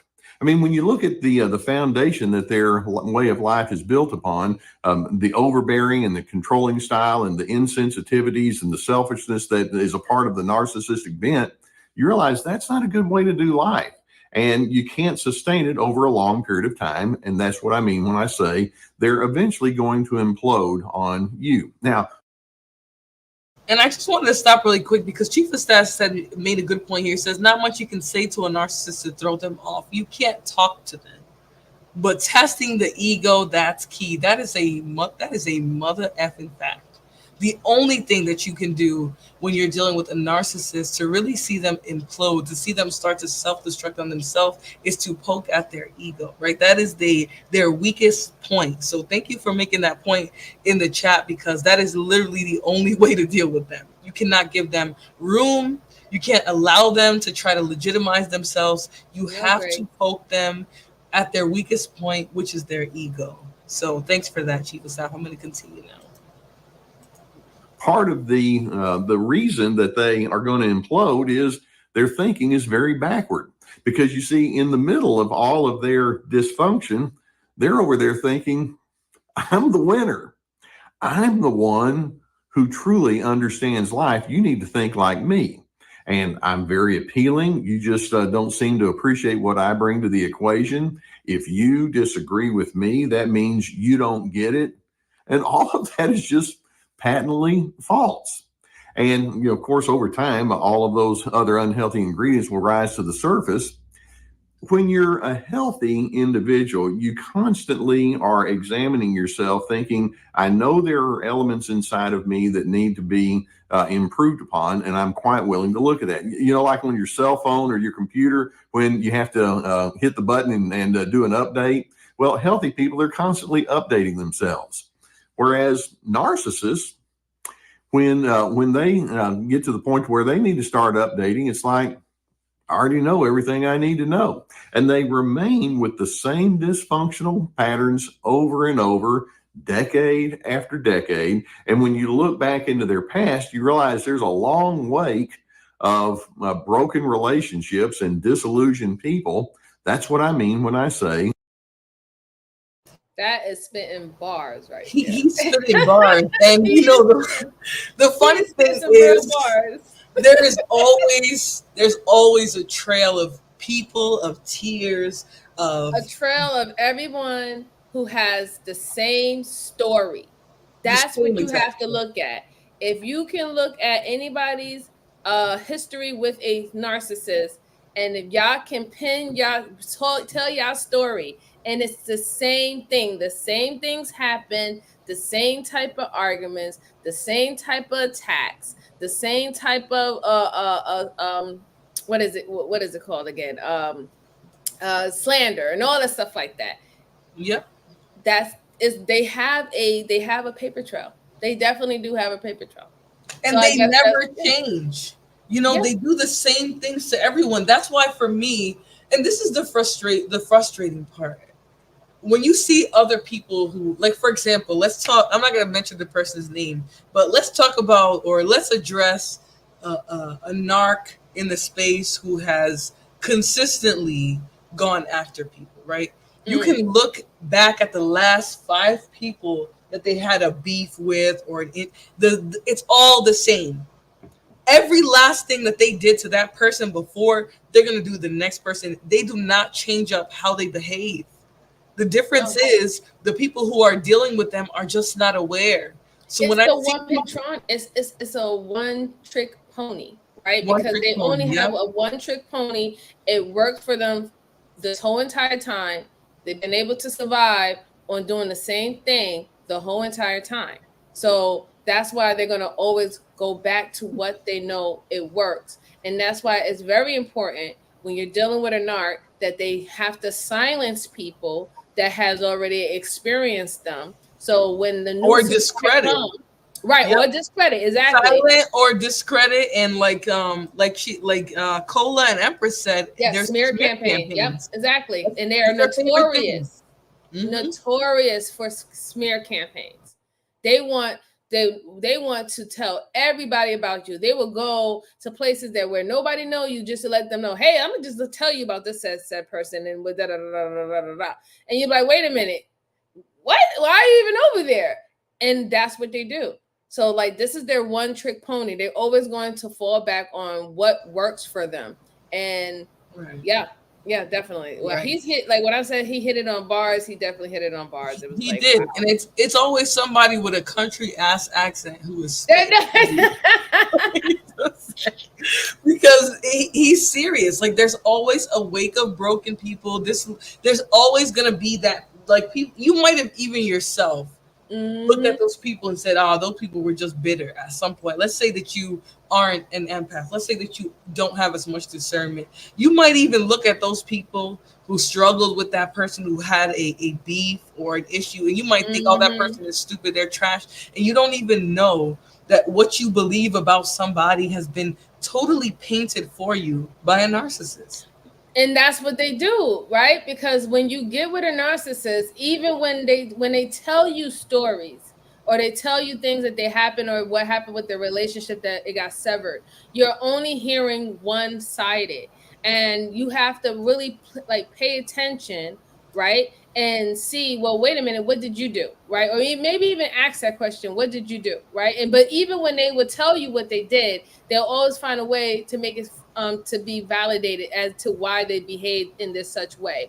And they will paint this whole picture of an individual. You ain't never meet this individual. Now you're already having bad feelings against this person that you have never met, you never experienced. And then what happens? That makes you stay away naturally, right? Because when you're paying attention to the one-sided story, oh, if somebody said that you're a crook and you stole from their house, I'm not going to want to deal with this guy or this woman and have her in my house and stealing from me. So you stay away from her. And that makes the narcissist still flourish, because now he was able to sever a tie or a relationship that never even formed from the beginning.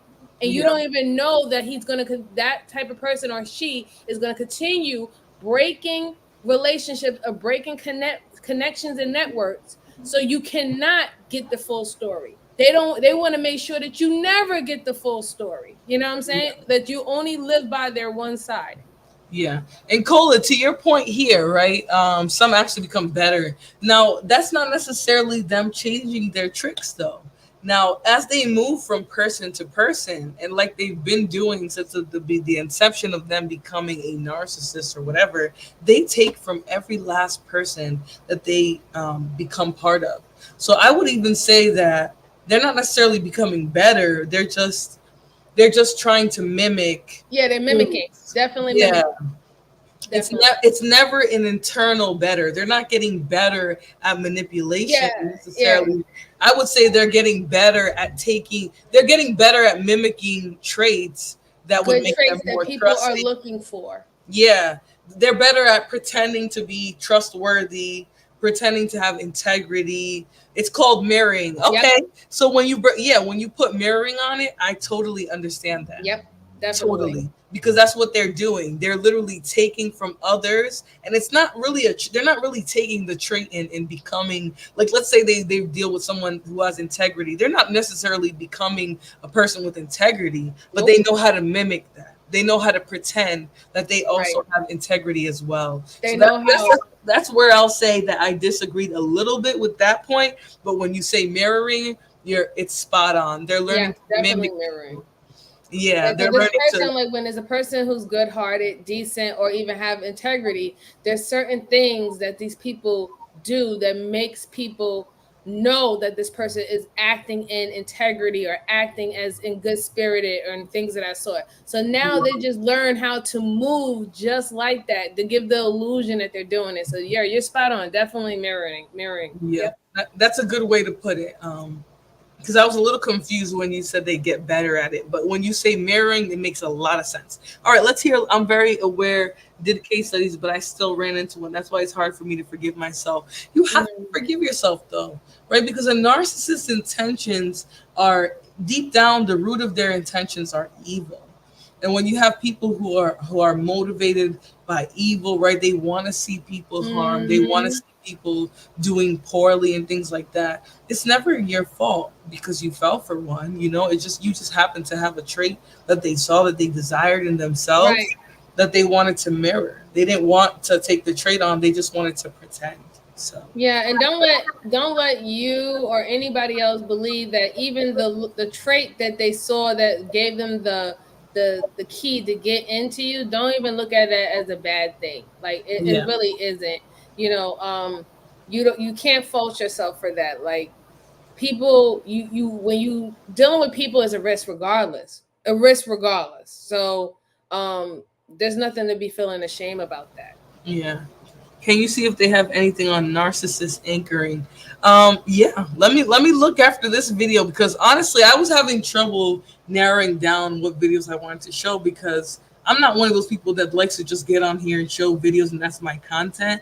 But this educational material needs to be discussed. Like, people need to have conversations. Correct. Absolutely. You just can't just go with the video. And remember, everything that they're saying is not only is it from a professional standpoint, they're also saying it from their perspective. So when we have the conversations, we can add on other different perspectives. Yeah. And somebody mentioned in the chat earlier that Dr. Romney actually has had experience with narcissists. She's a psychologist. Definitely. So if a psychologist can fall privy to a narcissist, then you can't fault yourself. Exactly. That's why. Check that feeling bad that you got, quote unquote, finesse. Check that out the window. Right. A narcissist never benefits from hurting good people, though. So I think it's more because I went against my better judgment. Mentioned it to my parents so many times. Yeah, but you have that integrity in you. I mean, you have something in you. You have a moral compass, and those people do not. So you have to remember, take it easy on yourself. Give yourself some grace. You know. Yes, give yourself grace. As an empath, that's one of the hardest things that sometimes we don't know how to do. We can give everybody grace, but we don't give ourselves grace. We hold ourselves to very high standards. And I'm telling you, you're hurting yourself. Yeah. Let it go. Give yourself grace first. I agree. All right, let me play a little bit more of the video. And then I'll also be looking on the back and see if I can find anything on narcissistic anchoring. Okay, cool. They are destined to implode. Now, when you're around them long enough, ultimately, and this is part of the implosion, you wind up feeling revulsed by them. It's like, oh, there that person is again. Here we go again. Do I have to spend time with this individual? Or sometimes you're thinking something like, would you just please shut up? Would you just please go away? And then when they're not in the room, or let's say there's a function and you're thinking they were going to be there and they're not, you feel relieved. Or let me tell you, this gentleman has definitely dealt with a narcissist, because that is the first fucking thing in my mind. Once I know that somebody's a narc, I just want them to shut the fuck up. Like, I don't want to hear from them. For real. For real, like, it's like, oh my God, would you go away, please? Oh my God.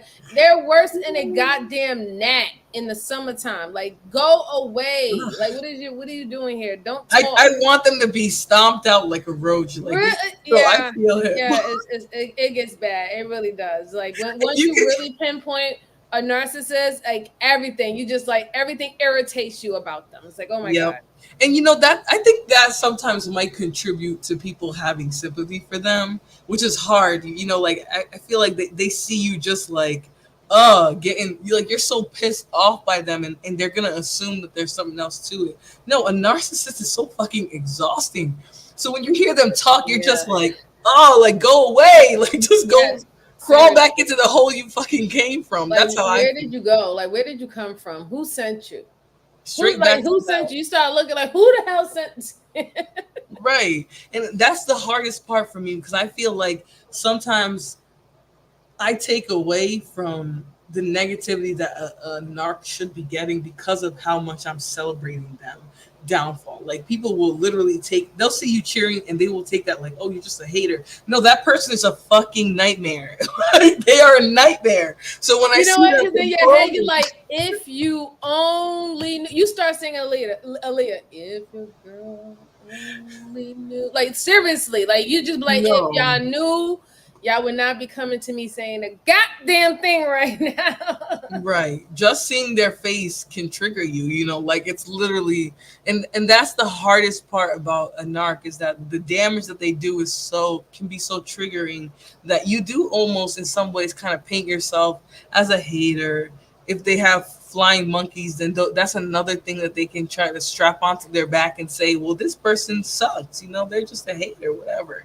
Right, exactly. And they, mind you, the flying monkey is there to help boost up their ego too. So they're going to tell the narc all the lies. No, you're great. You didn't do anything wrong. You're super. They're just a hater. That's just what they do. Everybody's a hater.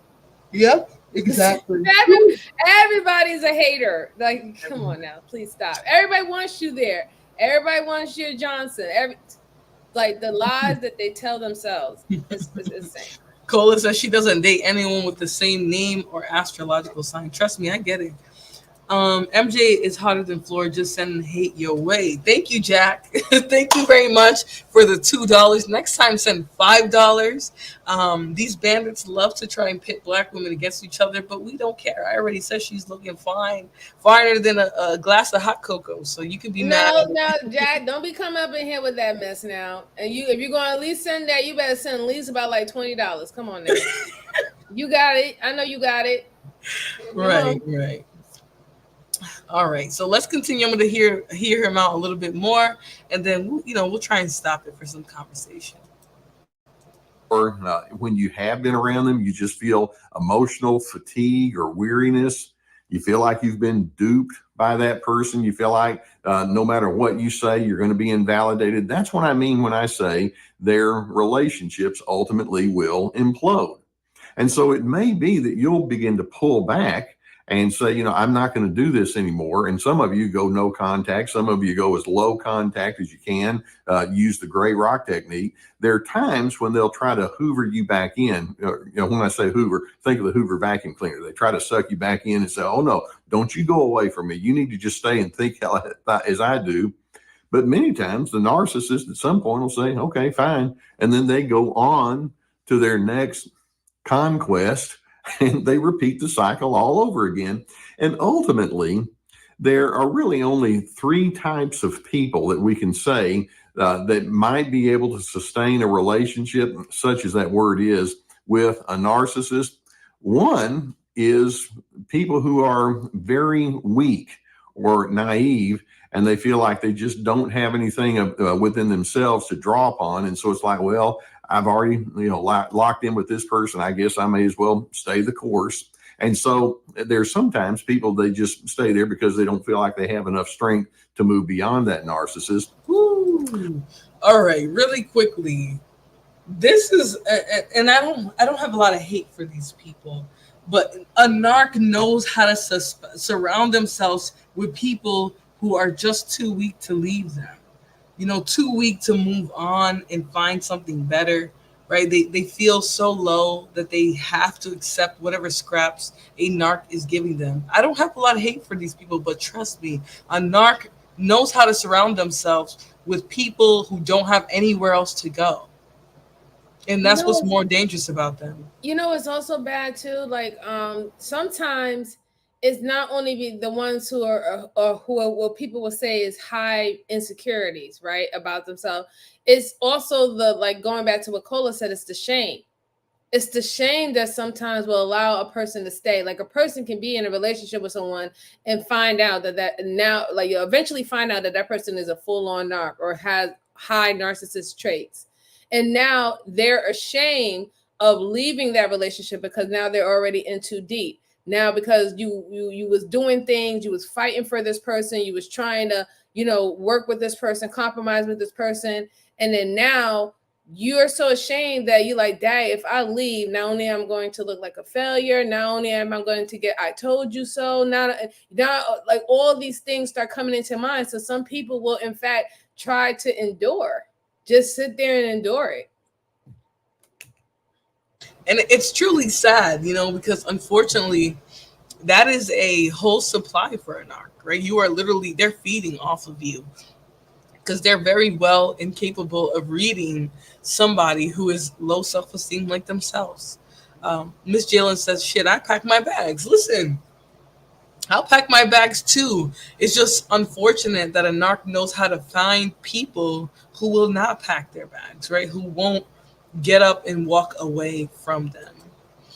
Hey, Sin7Sin, what's going on? You want to send me another $4, even though I know you're a Pegasus employee? No? Okay. All right, let's continue the video. Unfortunately, myself, I have been stomping out narcissists for over a year since I've been on YouTube. So I do have to deal with a lot of people who come in here and attack and things like that. But let's stay on topic. Another group of people that might be able to stay with a narcissist are what we call the flying monkeys. They feel like by staying associated with them, there's something to gain. And so they become apologists on their behalf. They overlook all the crazy stuff as they do whatever the narcissist wants them to do. And it's like, well, maybe I'll get their approval. Of course, it doesn't happen. But, flying monkeys may stick around. And then another is that, narcissists may engage with other like-minded narcissists. Narcissists of the world unite. This is a good point he just made there, right? That narcissists engage with other like-minded narcissists. They're all in a group. They are all in a group. Absolutely. They're all in a group, and they will always understand what the narcissist is doing, how they feel, and why they're moving. And that's why they are full support to go out there and do their dirty work for them, because they would do the same damn thing if they were in their shoes. Right. They're just alike. They're just the same. Right. Now, Shut Up Jack says, MJ is harder than Flora always. Nobody like you, Flora. You're a hater, gator, busted instigator. There, I gave back to the community. Narcissism game. I missed my wedding invite, hater. Thank you, Jack, for the 20. Thank you for the $20. But a lot of you guys are so weird. It's funny that he popped in here right when the commentator that we're watching today talked about how narcissists pile up in groups. They literally will find other like-minded narcissists who will see their behavior and not see anything wrong with it, right? They won't have a problem with it at all. They don't even see it. Like, they will literally, especially in this space, because I see this a lot in this space, especially on panels. They will literally be on panels with someone acting in a behavior that is attacking and abusing someone and not even notify or notice that they're abusing the person. They won't even acknowledge it, right? But then let you do it. Right. Oh my God, they see everything. Now they're snatching you by the braids. Yes. Oh, trust they're me. ready. Hold on. The police. Right. Police. Yeah, we seen that shit. We seen that smart ass fucking comment. We're gonna have to give you a citation for that bullshit. Yes. Yes. Listen, Lana says, I'm too honest to be a narcissist for too long. I start causing problems. Lana, I'm the same way. You're not going to be comfortable around me. A narc will never be comfortable around me. And this is why sometimes I do kind of, or I kind of lean towards one definition that I saw about dark empaths, because I know the light in people. I have light in me. And so a lot of the times I will allow people to think I'm stupid, to think that I don't see them, that I don't know the play. And then I will come back and hit you with a 2-piece, 3-piece, 4-piece, and you won't even see that shit coming. Like you will have thought that I was You're stupid. like, Dad, I thought I got her. I thought I played Right. her. I thought I And had then the next wolf thing you over know, her, they're all like, bloodied up. bloodied up. Their whole lip is bleeding and the tracks fell out. It's just they don't understand and they don't know how to take it when somebody can read them. A narcissist is so self-centered and so egotistical that they cannot read, they can't pick up on somebody who's empathic, but who also has discernment.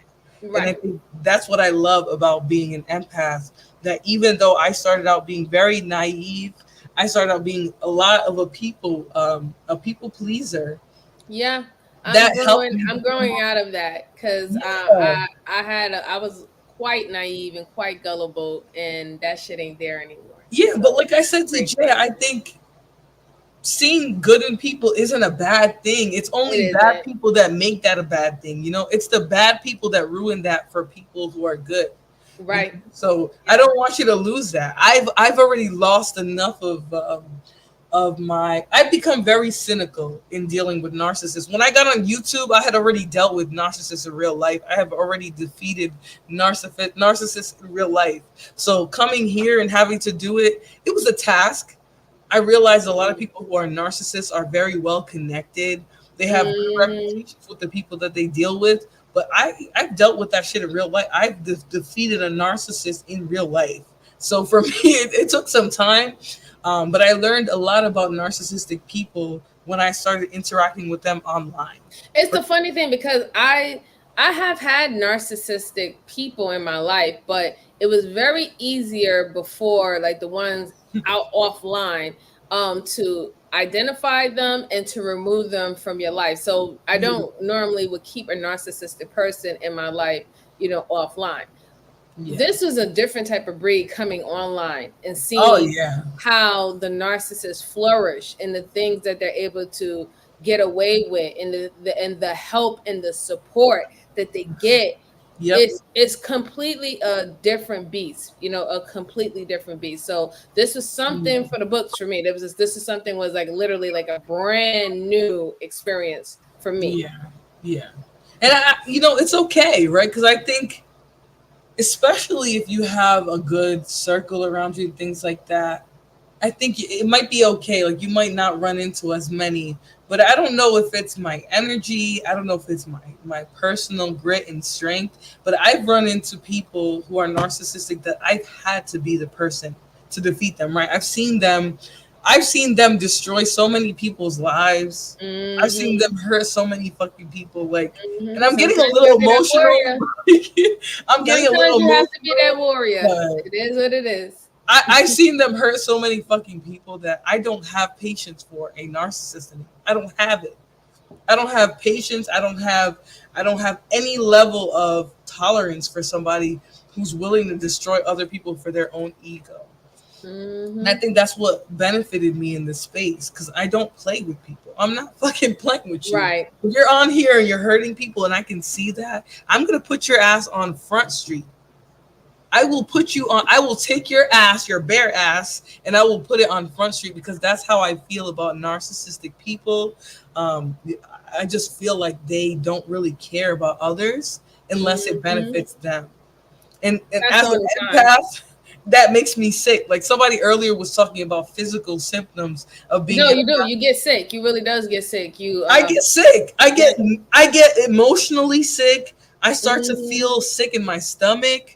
I start to feel like I don't want to be around people and things like that. Yeah. So I agree. I agree with all that's being said. And I also agree that people pleasing causes anxiety.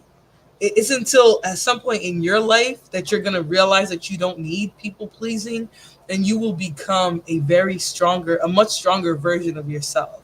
You know, that's what happened for me. But I get emotional sometimes because narcissistic people are disgusting. I want to spit on them, and I'm empathic. You know, No, I get it. I definitely get it.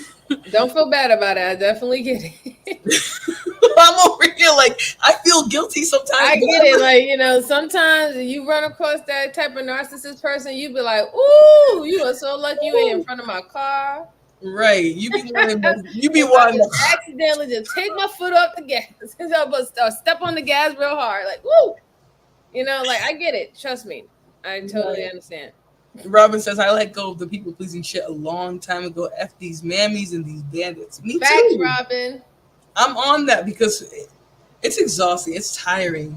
I guess I'm like that because what both of you ladies experienced in this space made me want to isolate myself. But I mean, if you just see the destruction that these people cause, I don't blame you for wanting to isolate yourself. But that's not fair. We don't get to see the real you because of these people, you know? And it pisses me off. It makes me upset that narcissistic people can control so many people without doing a lot. Without even doing anything. So, yeah. She says most people aren't going to have that fortitude, and narcs will go beyond what normal people would do. It's best to create distance. You're right, though. I think you're right and you're realistic.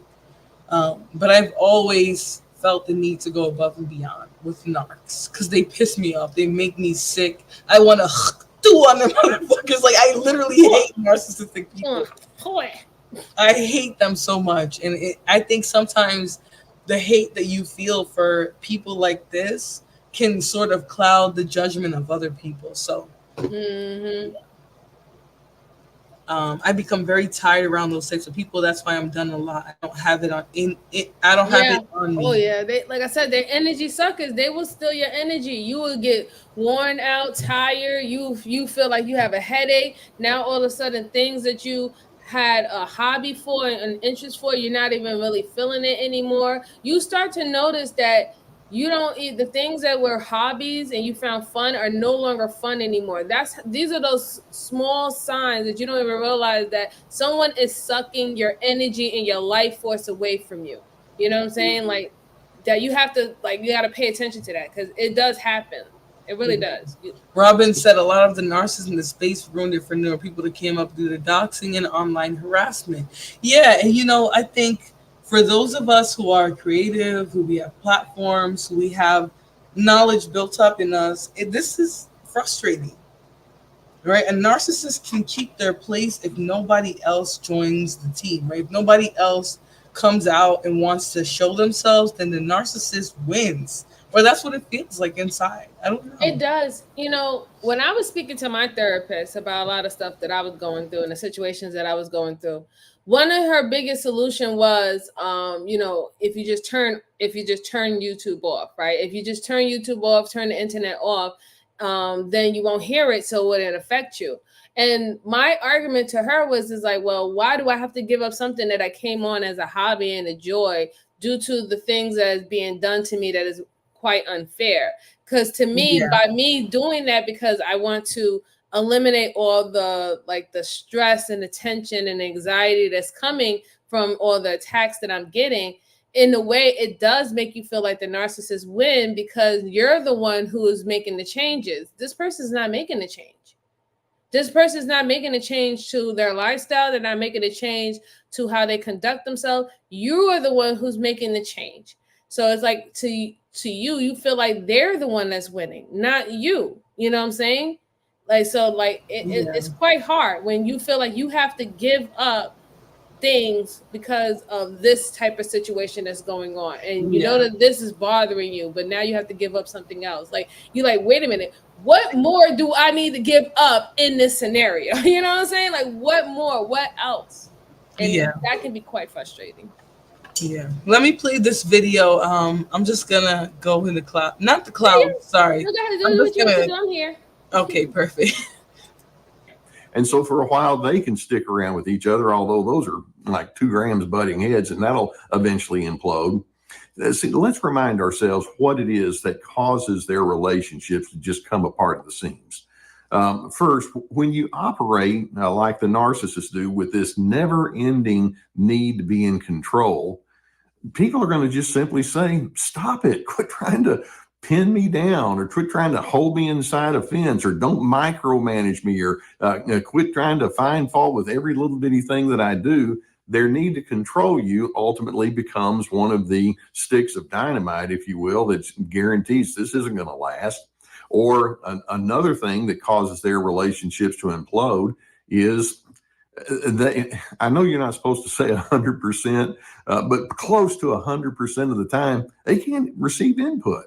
It's like, I'm running into a brick wall. This person does not get it, and they genuinely don't learn. And of course, part of that is they have such a thick wall of protection around their false self. It's like, what are you talking about?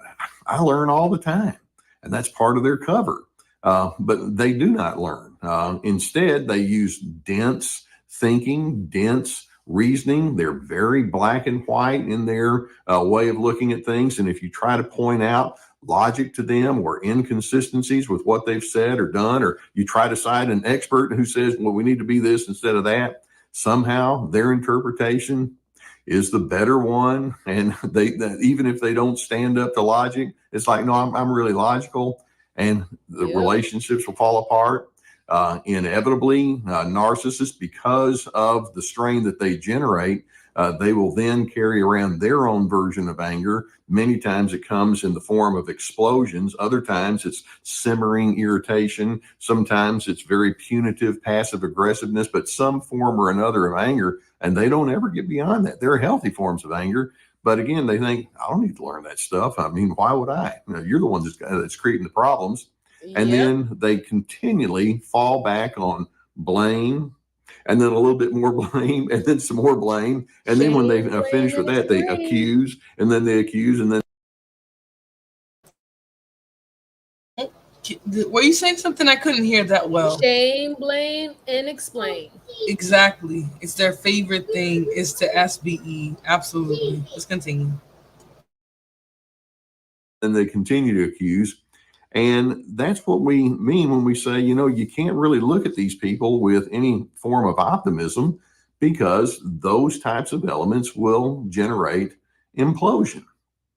Now, let's see if we can take a few thoughts away with us on this. And I know it's not what we want to admit, but here it is. Some people are just beyond redemption.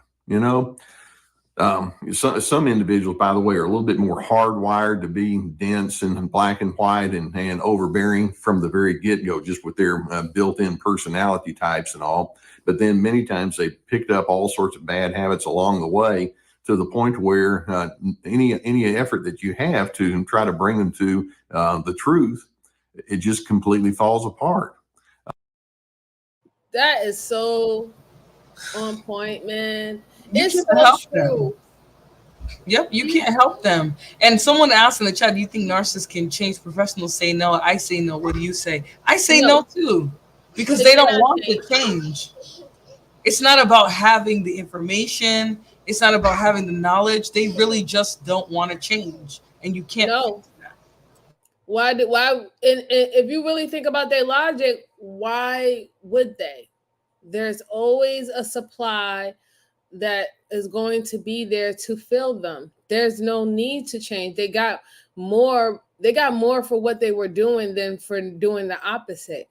And then they also, their logic is, well, look, if I was to turn into you, look what I'm doing to you. Do I really want that for myself? You see how easy, so that's their logic. They would never change. They would never give up what they have, and they will always ask for more. That is the narcissist way. Yep. And he talked about how you could try to show them all the evidence. You could try to help them, but they don't want to see what they don't want to see. They're going to filibuster the whole entire time. Filibuster. And this is that's why they have to control the narrative of a conversation, of a discussion, or even a debate or anything. They have to continue to talk and talk you out of your logic of what you're seeing.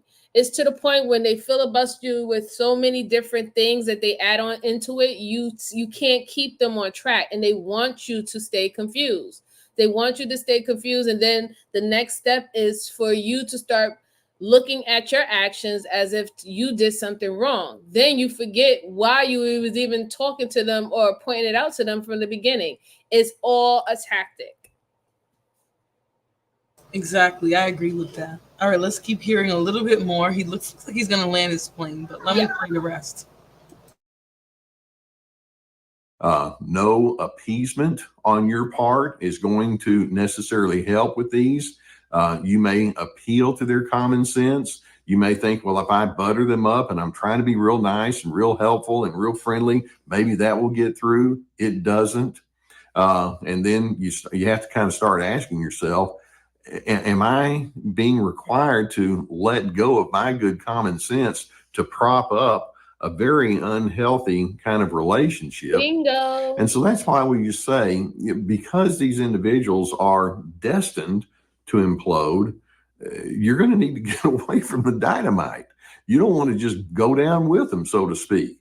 And if possible, go zero contact and put them in your rearview mirror. And if that's not possible for various reasons, you want to try to have the least amount of investment in them emotionally as is possible.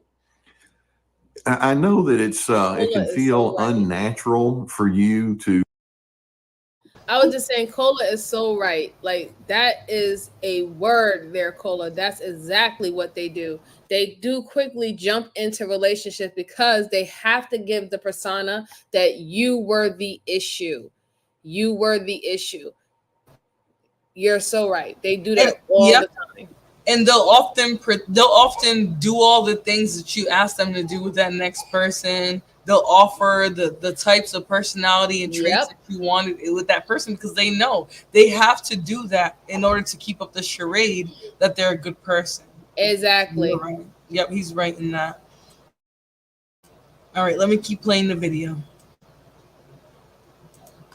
To just acknowledge what we're saying here today, that some individuals, no matter how hard you try, they're going to fall apart. But and the reason is if you have a healthy personality, you want to draw upon hope and you want to draw upon optimism. But in the case of some of these individuals, it's like, it is what it is. And they are so intent on propping up their false self, their false version of what life is all about, that their psychopathology is just going to go on and on.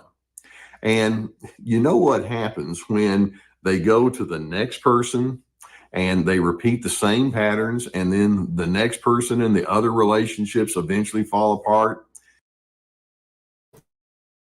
This is why I like that you had mentioned that they're one-trick ponies, because even though they will improve the way that they do things, they are one-trick ponies, right? They're going to continue that same cycle with every person that they deal with.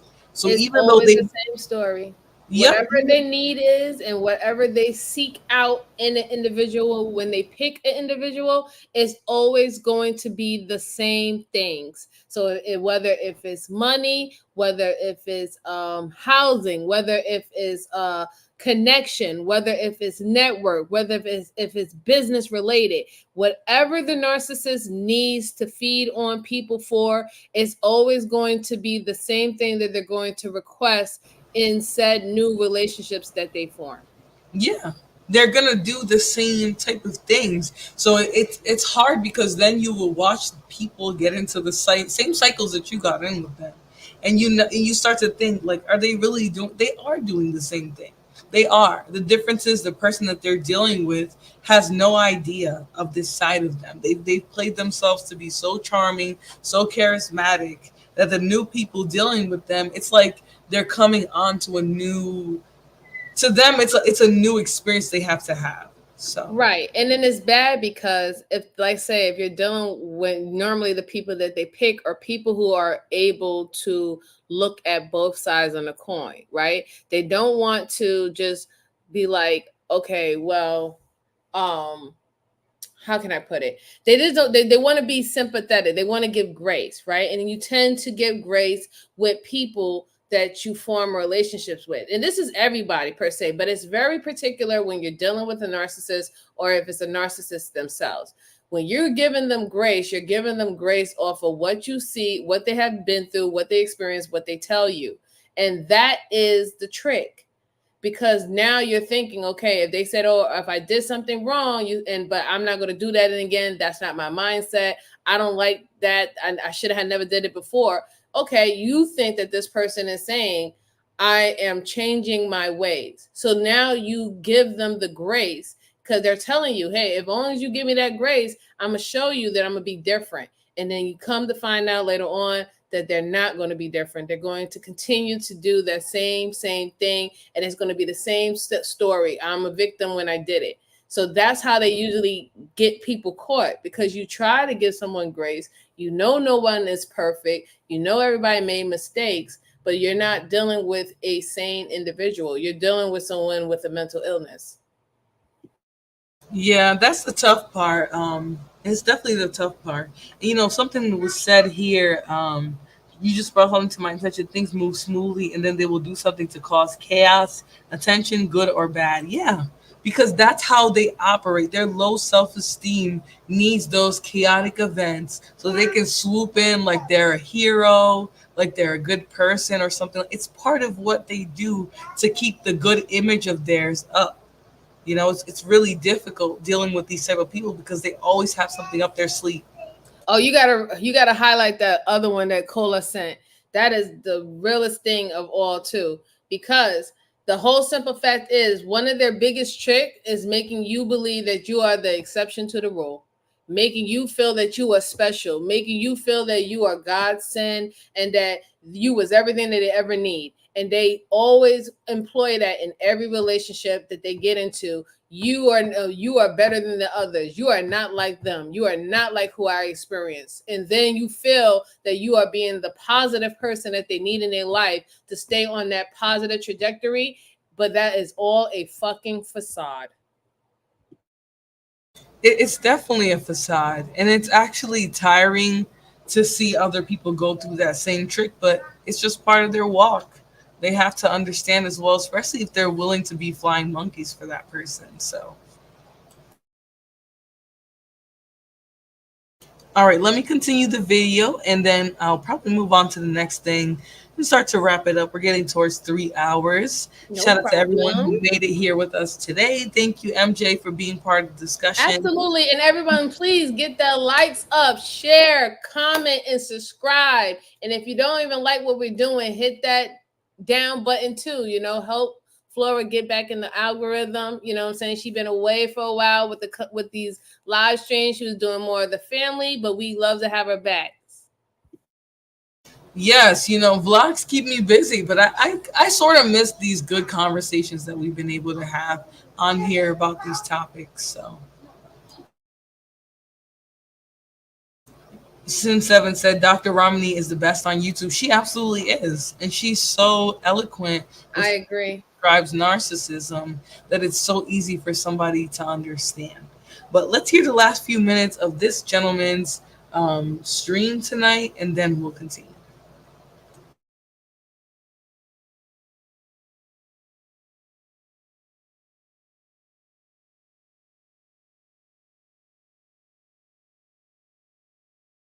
You know what they are going to say when that happens? You're over there thinking, well, now have you figured it out? Their one reaction to all of that is, it's still not my fault. Okay, that's where they are. And so I'm hoping, like I say, as you see it eroding and imploding, rather than thinking, well, I'm going to be the one that's going to come in with all the fix-it tools, recognize it for what it is, and then apply your good skills with people who actually know what to do with your healthiness. I do hope that videos such as this can give you some good food for thought and help you understand what you're dealing with. And it's sad when you have to grieve the loss of a relationship that really never was going to happen in the first place. if you do, if you've not already subscribed, I would encourage you to do so, and we'll keep more videos coming your way. Hit that notification bell that goes with it. And I'm gonna link this content creator as well, because I found, and he has a surviving narcissist. That's what his channel is called. But I'm gonna link him as well, because I really like the people who come on here are able to give you a raw perspective on narcissism. It is a tough experience. I think a lot of people use the term narc nowadays. So when people hear narcissism, sometimes they actually think you're just full of it. Right. That's how bad it got, really, actually. That now, because narc is being used so freely, that people don't even believe that it's real anymore.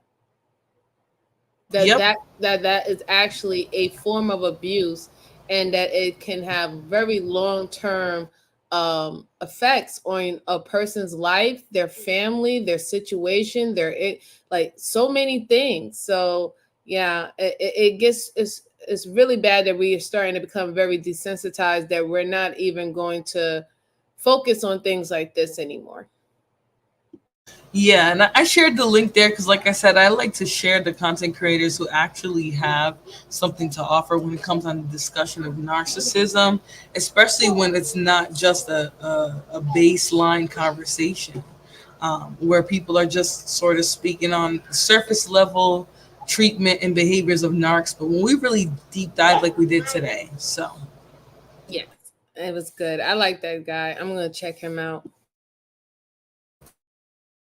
But yeah, do you have any final thoughts or anything that you wanted to add right now? I think I've sort of landed my plane a little. Oh, you know what? Actually, one more. I have one more. But if you have something to add, just let me know really quick. Oh, no. Go ahead. Go to it, my darling. I know you got to start getting ready for the night stream that I'm going to be on and participate.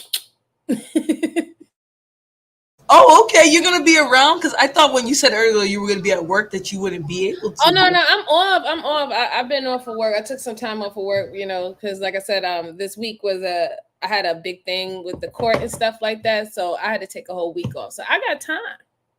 Oh, okay. Yeah. So, yeah, me and Jay are going to be striking up that late night live maybe in like a couple hours. Oh, cool. Yeah, he did take a nap. So we'll probably be up late night, but I'm thinking we're going to come back in a couple hours, maybe like 10, 11.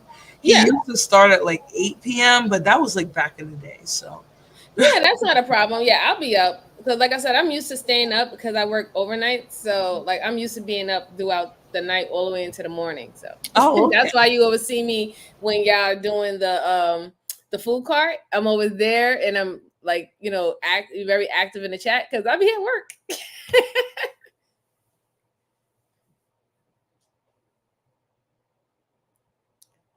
Yes. I was just noticing that. But yeah, I honestly applaud you, MJ, for going ahead and going to court, because a lot of people really do think they're untouchable until the law comes in and shows them differently. So I think that's very brave of you. Oh yeah, thank you. I appreciate that. I have to lead by example, right? There was at one point where I wasn't. It was one point where my integrity was in jeopardy and I had to start leading by example and getting myself together. So I appreciate that really. Like even now, even today, people will still test the waters. There's people that still testing the waters, but nonetheless, I don't know. My God is great and God is good. So I'm just gonna say about that.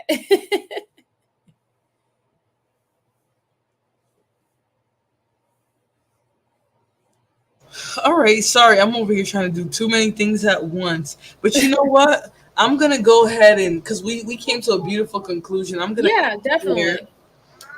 Me and Jay will be back for a late night stream. Again, you guys know we've finally found another contract, and so proud of y'all.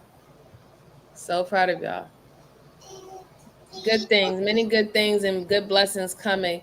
As long as y'all stay the route. Don't let anybody tear y'all down. Don't let everybody get in the mix of what y'all are building with each other. Y'all going to be fine. And I truly believe that the simple fact that y'all are actively removing yourself day by day out of this space, I see nothing but growth for you, for both of you guys going forward, and I commend you. Thank you, MJ. You know, I appreciate that because I really do think that a lot more people are hoping for our downfall. But that's why I've sort of checked out. I don't pay attention to what people are doing on here. I don't even know what people be saying on here for real. So I be outside now.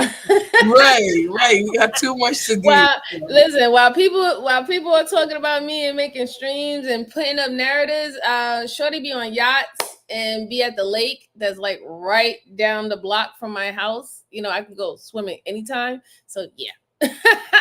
Right. I feel you. Listen, soak up all that summer sun because it's about to be gone in a few weeks.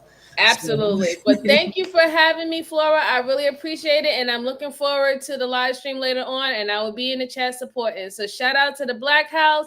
Shout out to the Flora, the flowers of Flora. Shout out to everyone. And I'll see y'all later. Yes. Thank you, MJ. Thanks for joining me today. So Bye-bye. I appreciate you. I'll see you. We'll be here though. So I'll see you tonight. I'll be here. No problem. All right. Oh, Lord, guys. You know, this was actually a really good, informative conversation.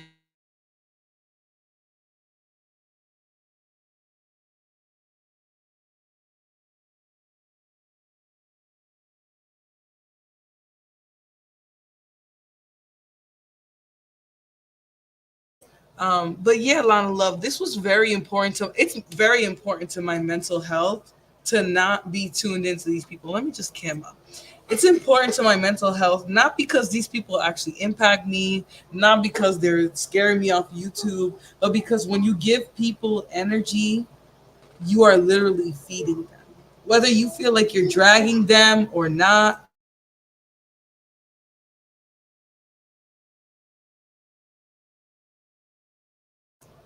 sorry, y'all. I'm not really giving them energy or anything like that.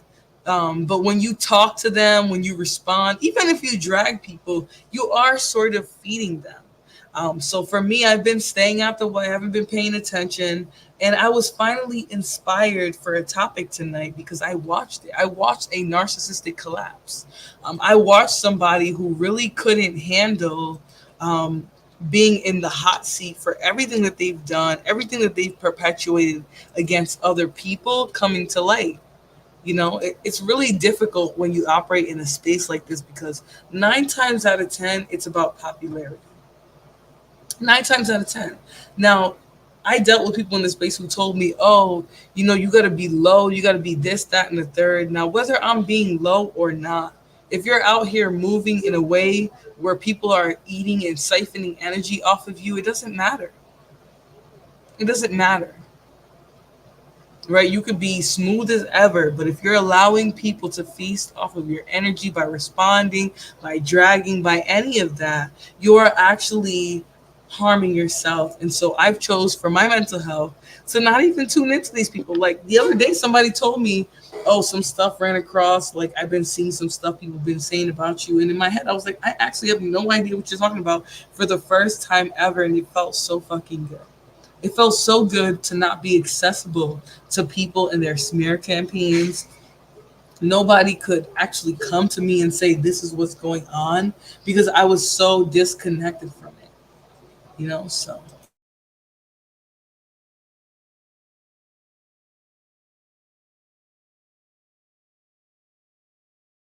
I was so disconnected from it that it didn't have any impact on me. I didn't feel like, oh, for once, these people are drowning me out. They've controlled the narrative. There's so much painting of me that I can't even be myself anymore. I've actually evolved from that. So I appreciate all of you that have stuck out here with me, that those of you who care about me, who actually have well wishes for me and my husband.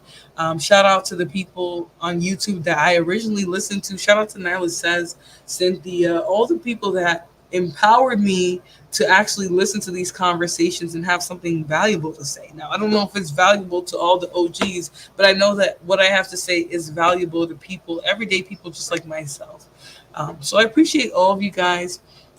Robin says people be so lonely as though they hyper focus on other people's relationships. That's what I've seen as well. I've seen people tell me that they wish domestic violence on me, that my head is gonna get bust open, that my man is gonna beat me to a pulp.